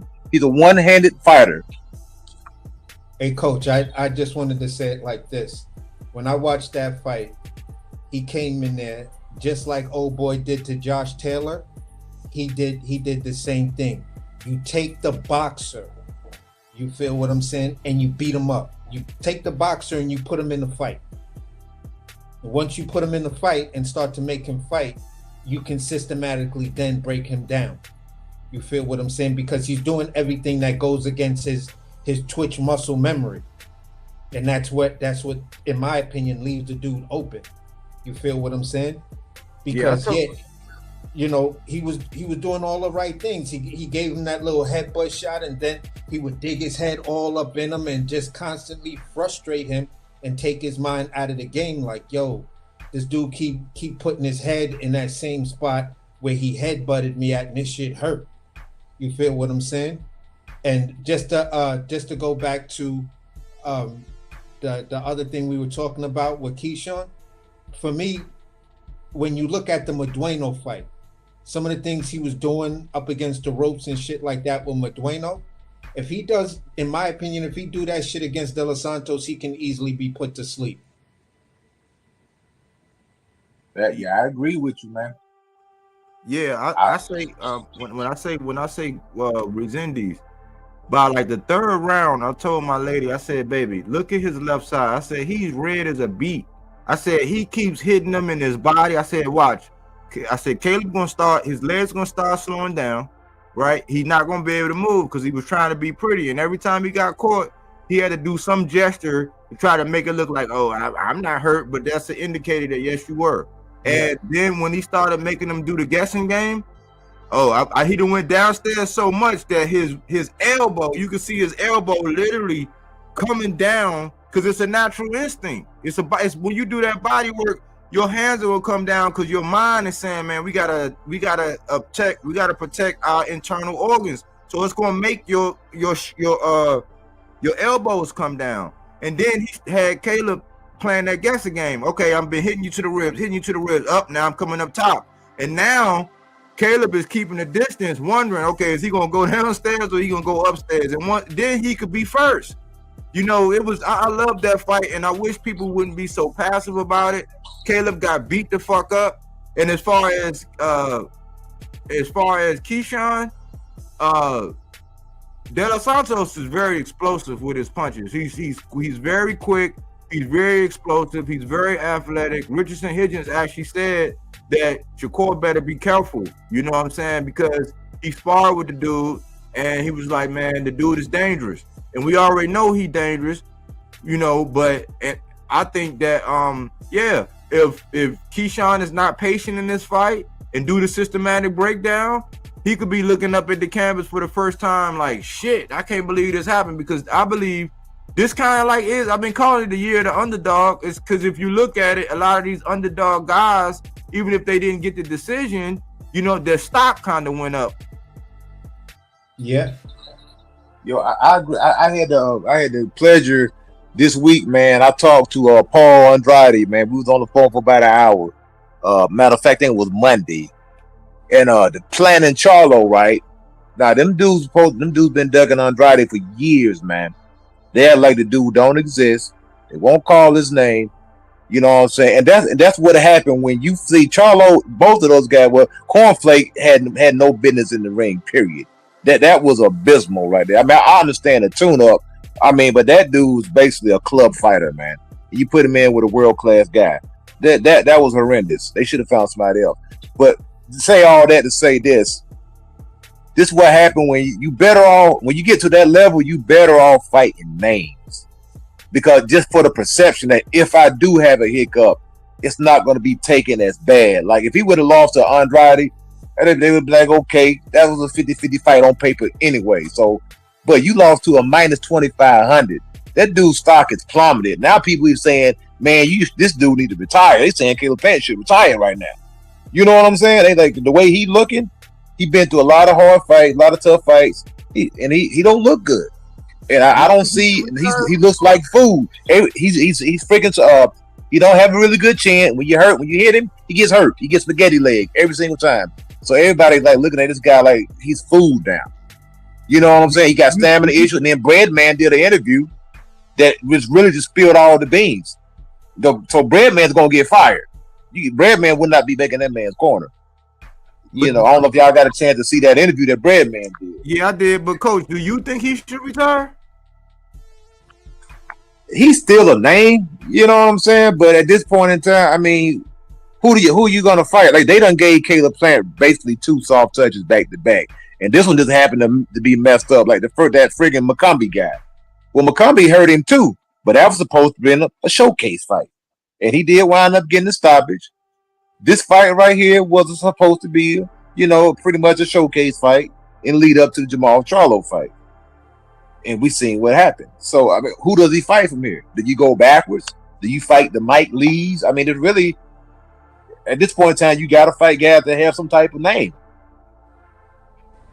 I mean, it's either he got to fight, either he going to fight Charlo and give Charlo that opportunity because he slapped him when he was going through that mental health shit. So, Charlo said, I don't give a fuck like that he lost. That's their business. Let me come in. I think he should fight Charlo. But Caleb was saying Resendiz had it was a rematch clause and blah blah this. Charlo want to smoke because he sees it's easy, bro. That's what Charlo looking at the dude like, I'm gonna stop this dude. Charlo should have fought the dude from the giddy up. See, Errol Spence don't take no tune up. Errol Spence get off the couch and fight world class competition. Jamal Charlo should be like, no, I don't want no cornflake. Give me Plant. Because, like I say, you know, I'm being serious, man. Because I think Charlo would have stopped him if they would have fought that night. Charlo would have stopped him, man. Can we be fair though? Because Errol, he catch a lot of flack for that. Because in hindsight, they say, oh, he should have took a tune-up. But then they be like, oh, well, Mr. No tune-up. So it's like, which one? Like with Maul, I give him some grace because he was going through that mental shit. That's like the same thing I said about Thurman. I didn't want to see Thurman get in there with no motherfucking lying like right away. Like now, yeah, but like now he got his feet wet. The training wheels are back off, I believe. But see that's the thing. Caleb Plant is not a Terrence Crawford. See that's what they were talking about. Take a tune up before you get in with Crawford. Caleb Plant, see they overinflated this guy. They overhyped this guy. They thought he was so good that he was a minus 2,500. And anybody with two eyes can see that this guy is a limited fighter. I've never praised Caleb Plant. I don't dislike him, but I never had him in the elite category because I know he's not an elite fighter. I just thought he was like maybe a B+ fighter, but he Jamal would have stopped him. Jamal would have stopped him. He has a program to be beaten. But what I was gonna say was when you look at 168 8-pound division and you sizing up what Maul could do, what Caleb Plant could do. Me personally, I don't think he's washed up. You feel what I'm saying? It's just a certain type of fighter. If I'm looking at him, there's a certain type of fighter he just can't beat. You feel what I'm saying? That's that pressure fighter.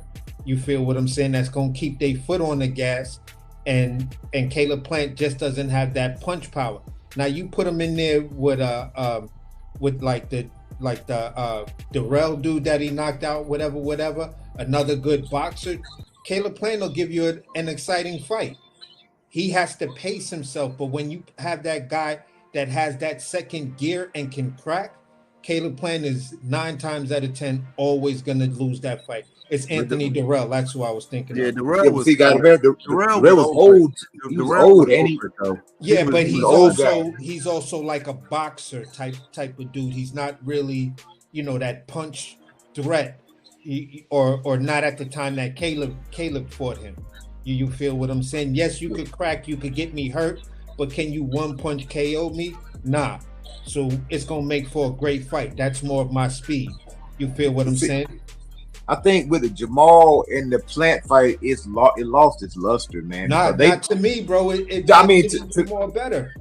To me, is already the outcome. To me, is already written on the wall. I don't see that fight going past 6 rounds, man, because the simple fact that Caleb Plant, in my opinion, he's damaged goods, man.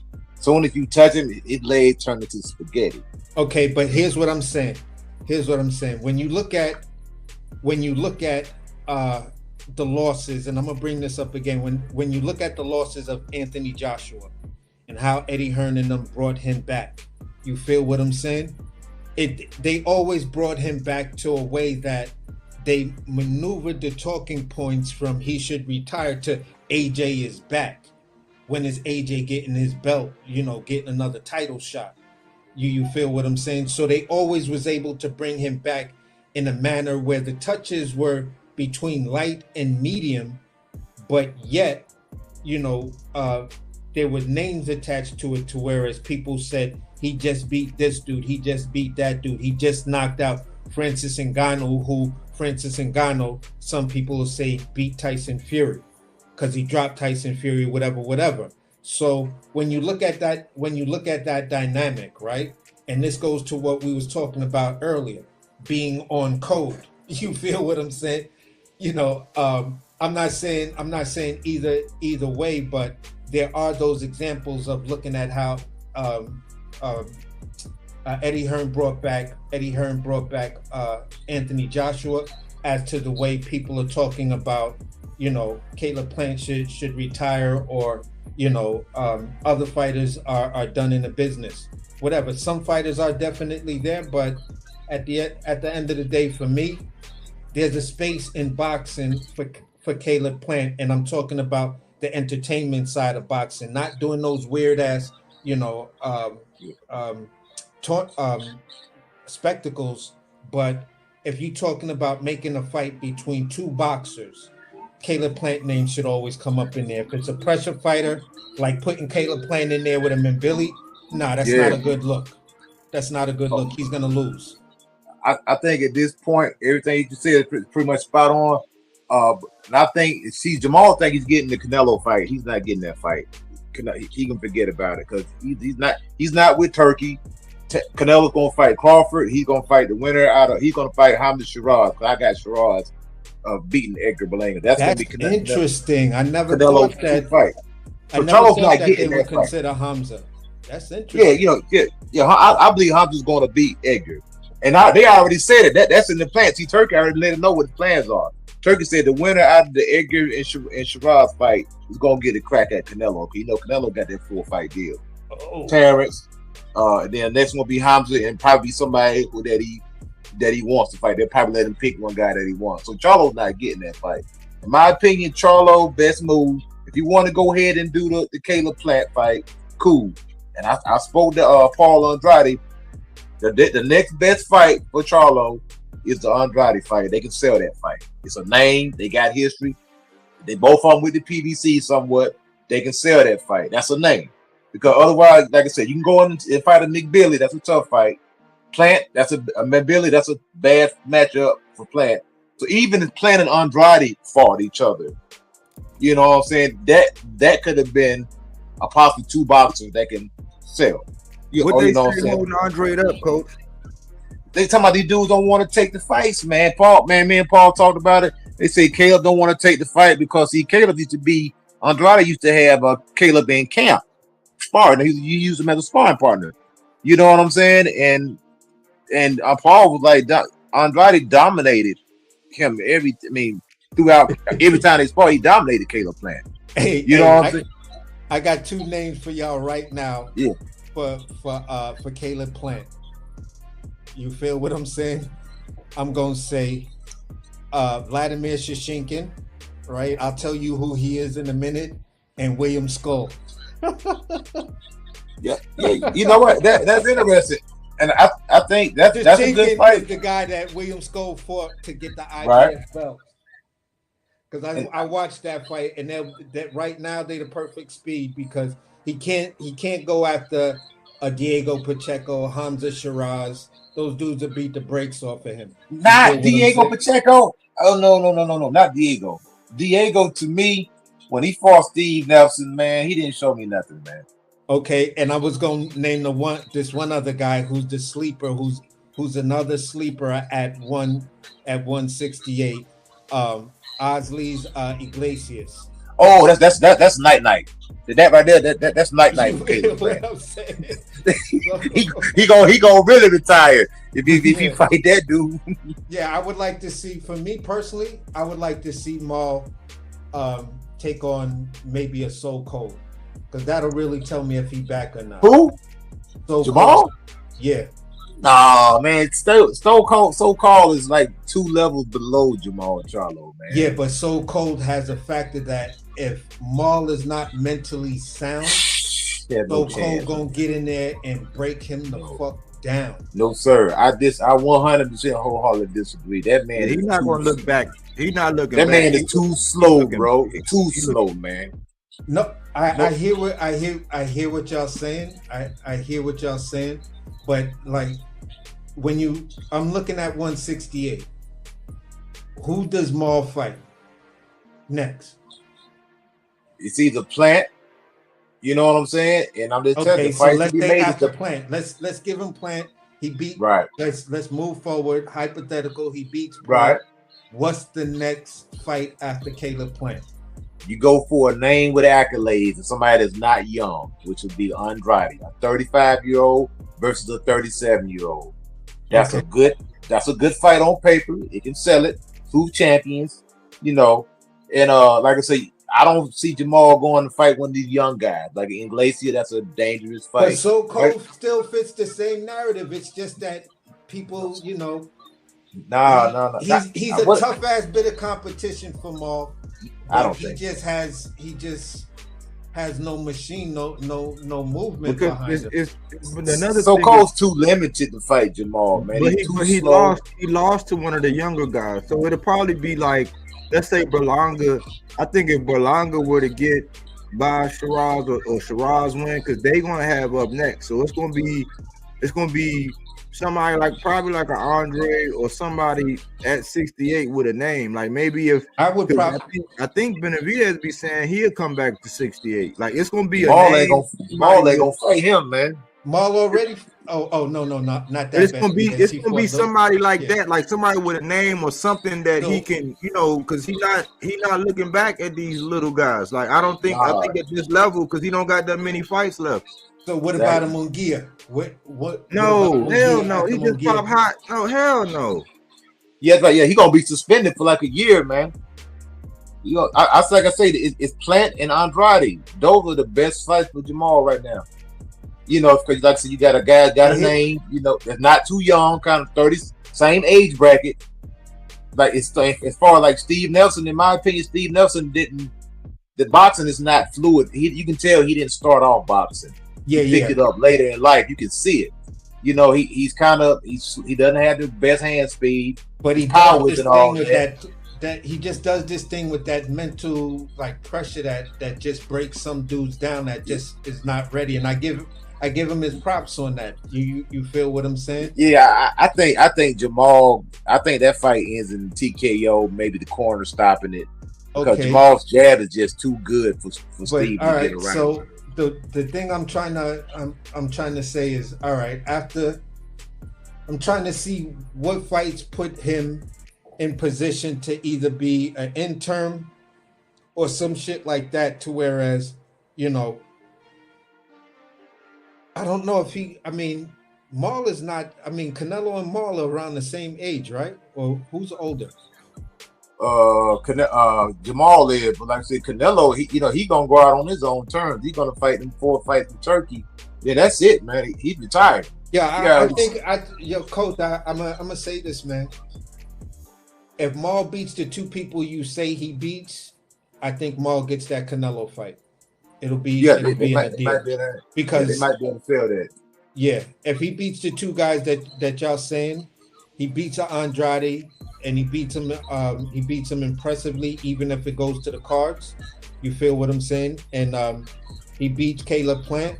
You feel what I'm saying?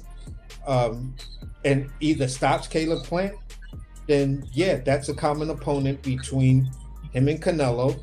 You feel what I'm saying? I think they both have stoppages over Caleb Plant, and you know, people wanted to see that fight back in the day. I don't see why it still can't happen. Yeah, and you remember, if you remember Jamal Charlo and Andrade, they did a live like a couple years ago, maybe a year ago, and Andrade was saying, "Man, I don't want to fight Cornflake." I mean, Jamal was saying he didn't want to fight Cornflake; that he wanted to fight Andrade. But like Al or somebody was saying, "Nah, we're not gonna make the fight. You're gonna fight Cornflake." You know what I'm saying? Because Yeah, they were trying to make that fight amongst themselves. You know what I'm saying? So they was already talking about it anyway. And now that they insert this Cornflake, man, that fight was a freaking joke, man. yeah. I think Jamal could have stopped him whenever he wanted to. He was just in there just getting rounds in. You know what I'm That's what saying? he told him. That's why I respected what happened in the fight, and I really didn't have to. I didn't have any real issue with him picking this dude and shit like that because from the talks of everything, the dude is gonna come there to fight, and he's really gonna test Jamal's resolve and shit like that, which the dude was doing. You feel what I'm saying? Maul got everybody laughing when the dude was trying to say something, and he was like, "Look, I'm just trying to get in rounds," and people took it as like, "Oh shit, bro, you just like a glorified sparring partner for this nigga right now. That you gonna get a real a nice little paycheck offer, but don't take yourself too serious, homie, because you ain't him." So I don't have no issues with it. I'm giving him a lot of leeway on this because of what he's literally been through, because family and going through that bullshit with your family, bro, that shit is nothing to fuck with.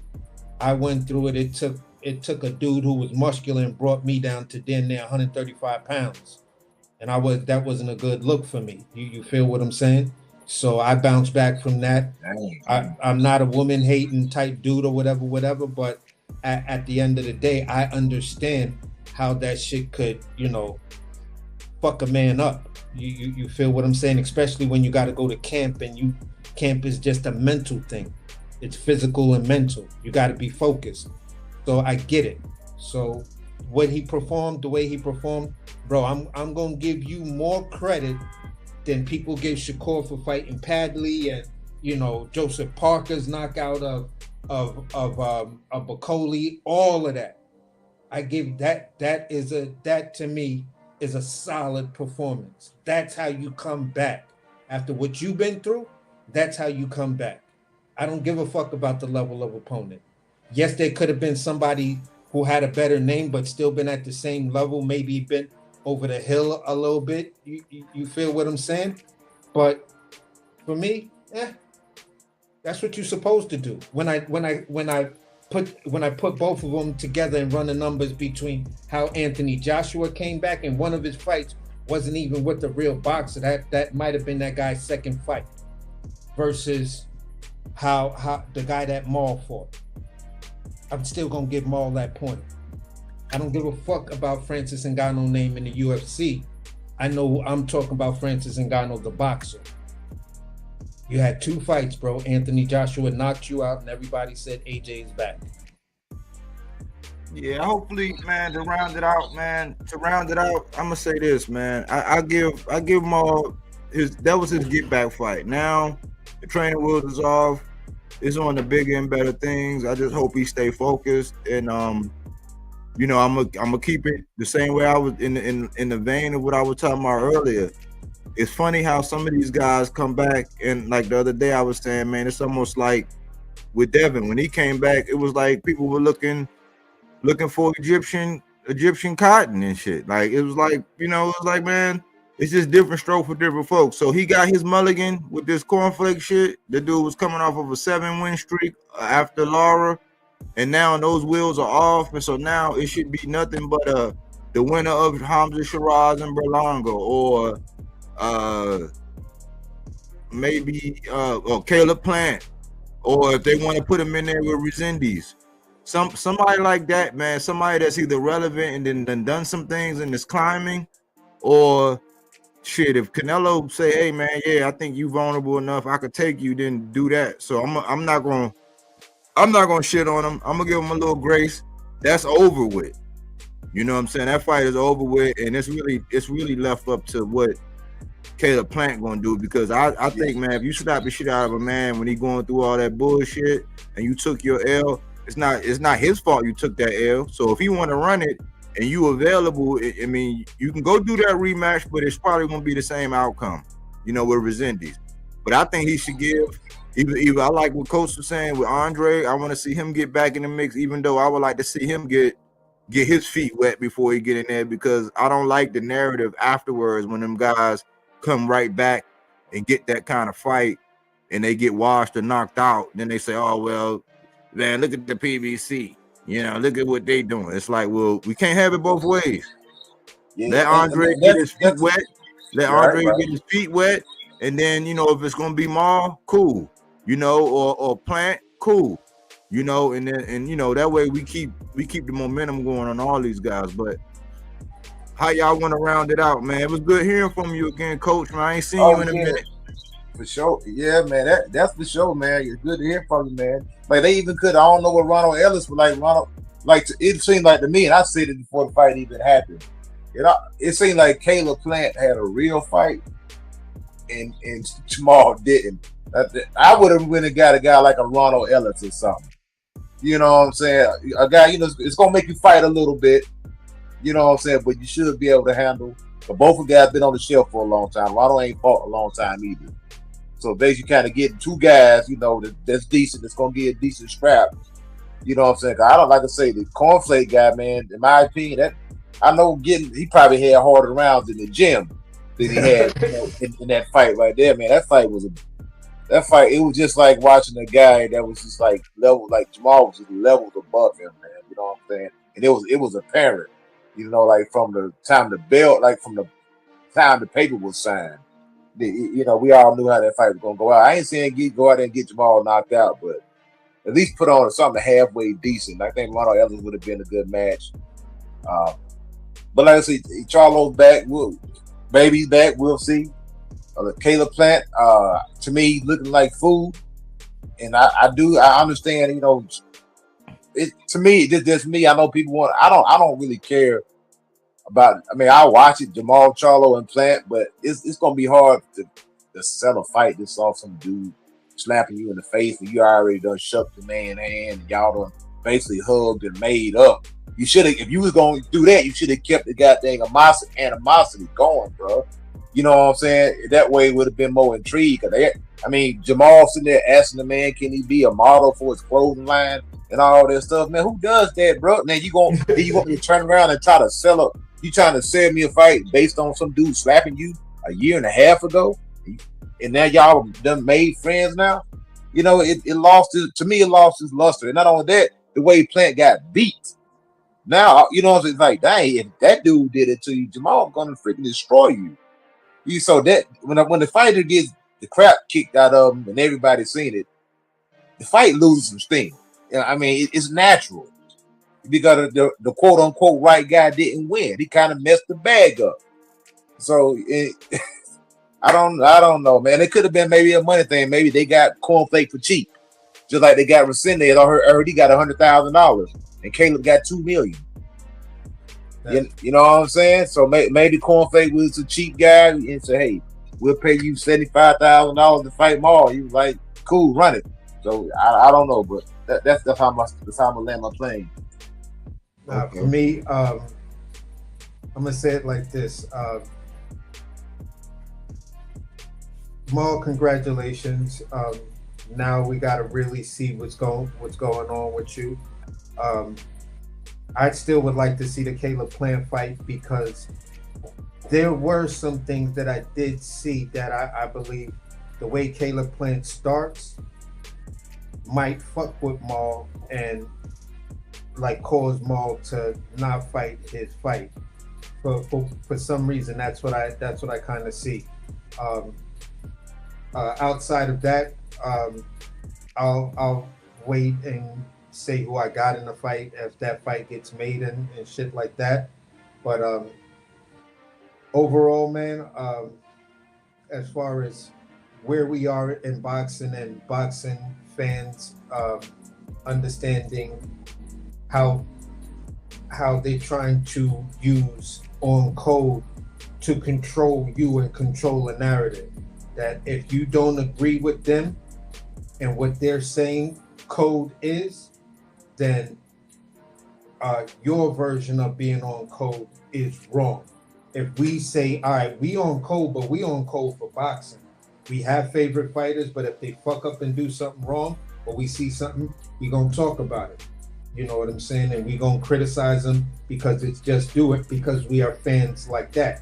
We stay on code to boxing because boxing existed before our favorite fighters, and it'll exist way after our favorite fighters. You feel what I'm saying? So that's where I try to stay. I try to keep it boxing, you know what I'm saying? But as far as the recording that Body played earlier, when old boy was talking about people who support or hate, you hear black boxing fans will be the only fans that actually bring up the outside dirt on a fighter, on another black fighter. Well, meanwhile, you hear white people talk about that same black fighter. They don't bring in that outside dirt unless it's just all over the internet. You feel what I'm saying? They try to keep it straight down the line to the boxer. Now, I'm not trying to say any channel is better than the other or whatever, but all I'm saying is this. If we're talking about boxing, let's keep it in the ring. Yes, there are situations that fighters do that affect what outside the ring that will affect what they're doing in the ring.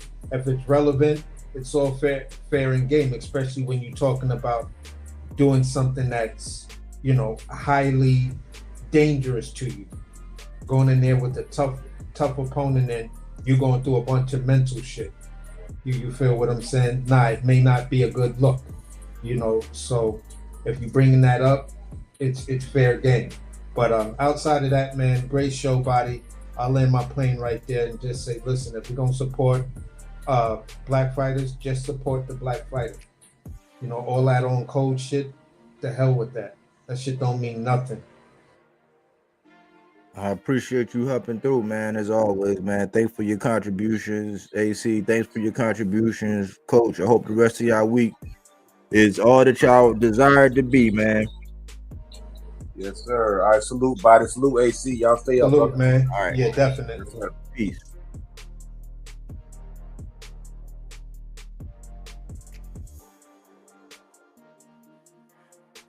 Yeah, I'm gonna land my plane, you know, and I'm gonna say this, man.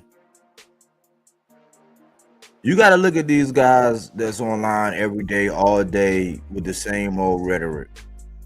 It's like, yes, everybody have free will, and as a creator, I mean, we all have our agendas.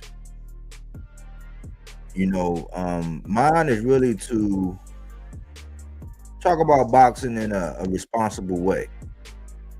Every now and again, it flirts with the edge of being messy, but that's not what I do here. I try to give all these guys a fair shake, and I try to give the guys that don't get as much attention as they deserve the attention that they deserve. Or if I see or hear a narrative about certain people and I have factual information, dates, times, instances, scenarios that support why that narrative is not correct, I'll do that here. You know, I'm tired of the gangbang, the promotional gangbanging. I'm tired of the favoritism. And I'm gonna put it like this, just like when I was saying Devin Haney, he's riding bitch right now as far as he's in a catch weight. He's gonna be known for catch weight after catch weight. Like, it's like, no, if you shitted on everybody else for a catch weight, then what the hell is he doing at another catch weight? Pick a division, because y'all cooked the little dude Tank for giving somebody a pound and for going up to 40 and having a rehydration on a dude that's like, he's towering over Manny Pacquiao now. The same way he was towering over Tank back then. But give him no credit for the victory, but then everybody want to fight him after that. These are the little caveats or the little exceptions that we make for the guys that we quote unquote fuck with.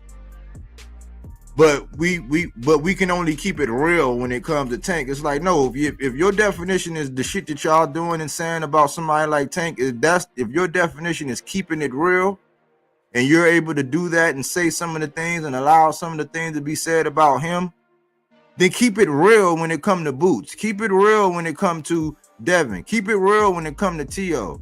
Don't be no hindsight is 2020 looking ass to where it's now because he done said, you know, monkeys and bananas 1,000 times. Now you finally fed up. No, nip that shit in the bud like I did back in November when I said that shit was out of hand and it was only going to lead to destruction. So I'm happy.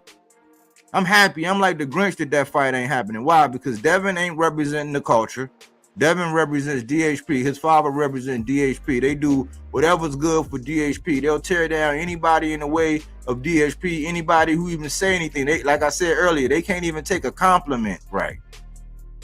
Gabe Rosado told that man that he wouldn't pick Jose Ramirez because he's, you know, dangerous, former champion, all that. I didn't believe what Gabe Rosado was saying. I said, man, the man just got washed by Arnold Barboza, and I wasn't even high on Arnold Barboza.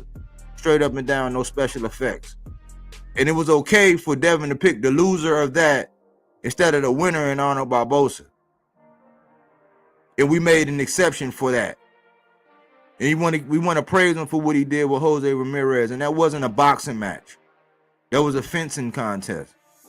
So I said Devin wouldn't have been the job to go get T.O.'s ass spanked anyway. And T.O. don't deserve another payday because he's doing it and gaining traction based on shitting on one demographic. And I said if he would have did that to the small hats, if he would have did that to the LGBT community, he would have got called onto the red carpet and had to apologize the same way the Jive Turkey made him apologize after he said that bullshit about him being a dictator. So now he's out of a payday. And now Devin and them been running around playing musical chairs and ain't nowhere to sit down because it ain't no soft touches. You riding bitch. Ain't nobody fighting that 144. They either fight is killers at 140 or it's killers at 147. Where the videos about that? Where the videos about that? It ain't none. So we're gonna keep it on code. Let's keep it on code for boxing, and let's stop talking all this color bullshit, and let's start calling it right down the middle, like we should be. We know who's maneuvering. We know who's being match made. We know who's cherry picking. Hell, I said a long time ago, Canelo got a grape vineyard, but that shit ain't aging like fine wine. So I say this, man. Thanks to those who came by and support. Thanks to those who always lend me an ear. You know, hopefully you was able to put something in your rucksack and march on with it. You know what my channel is all about. Silence is consent, meaning that all it takes for evil to prevail is for grown men and women to remain silent. That's why we say something. We speak to these things. This is fruits and veggies, not that Reggie. This is fact-based content, not opinion-based, although we have ours. We don't do yes men over here. You don't have to agree with everything I say. And yes, I could be wrong at times.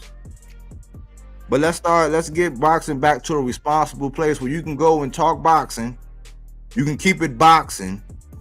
You don't do that legacy shit where you just finagle some accolades. You're not doing shit for the culture. Because if you did, you wouldn't discriminate on who you can protect and who you can slander. But that's all I really have for you, man. Support the channel. Hit the like button. Salute DSTN. Salute Bodywork. Salute, man. Appreciate everybody who came through, man, and hollered at me. Support the channel any way you can. Like, comment, subscribe. I got the Cash App. I got the Super Chat. And I look forward to delivering some, something hot and funky and fresh for you. I got a video coming out that I've already pretty much made up, and I'm just waiting to put it out there. And that's about Keyshawn and De Los Santos, and that's what it looked like.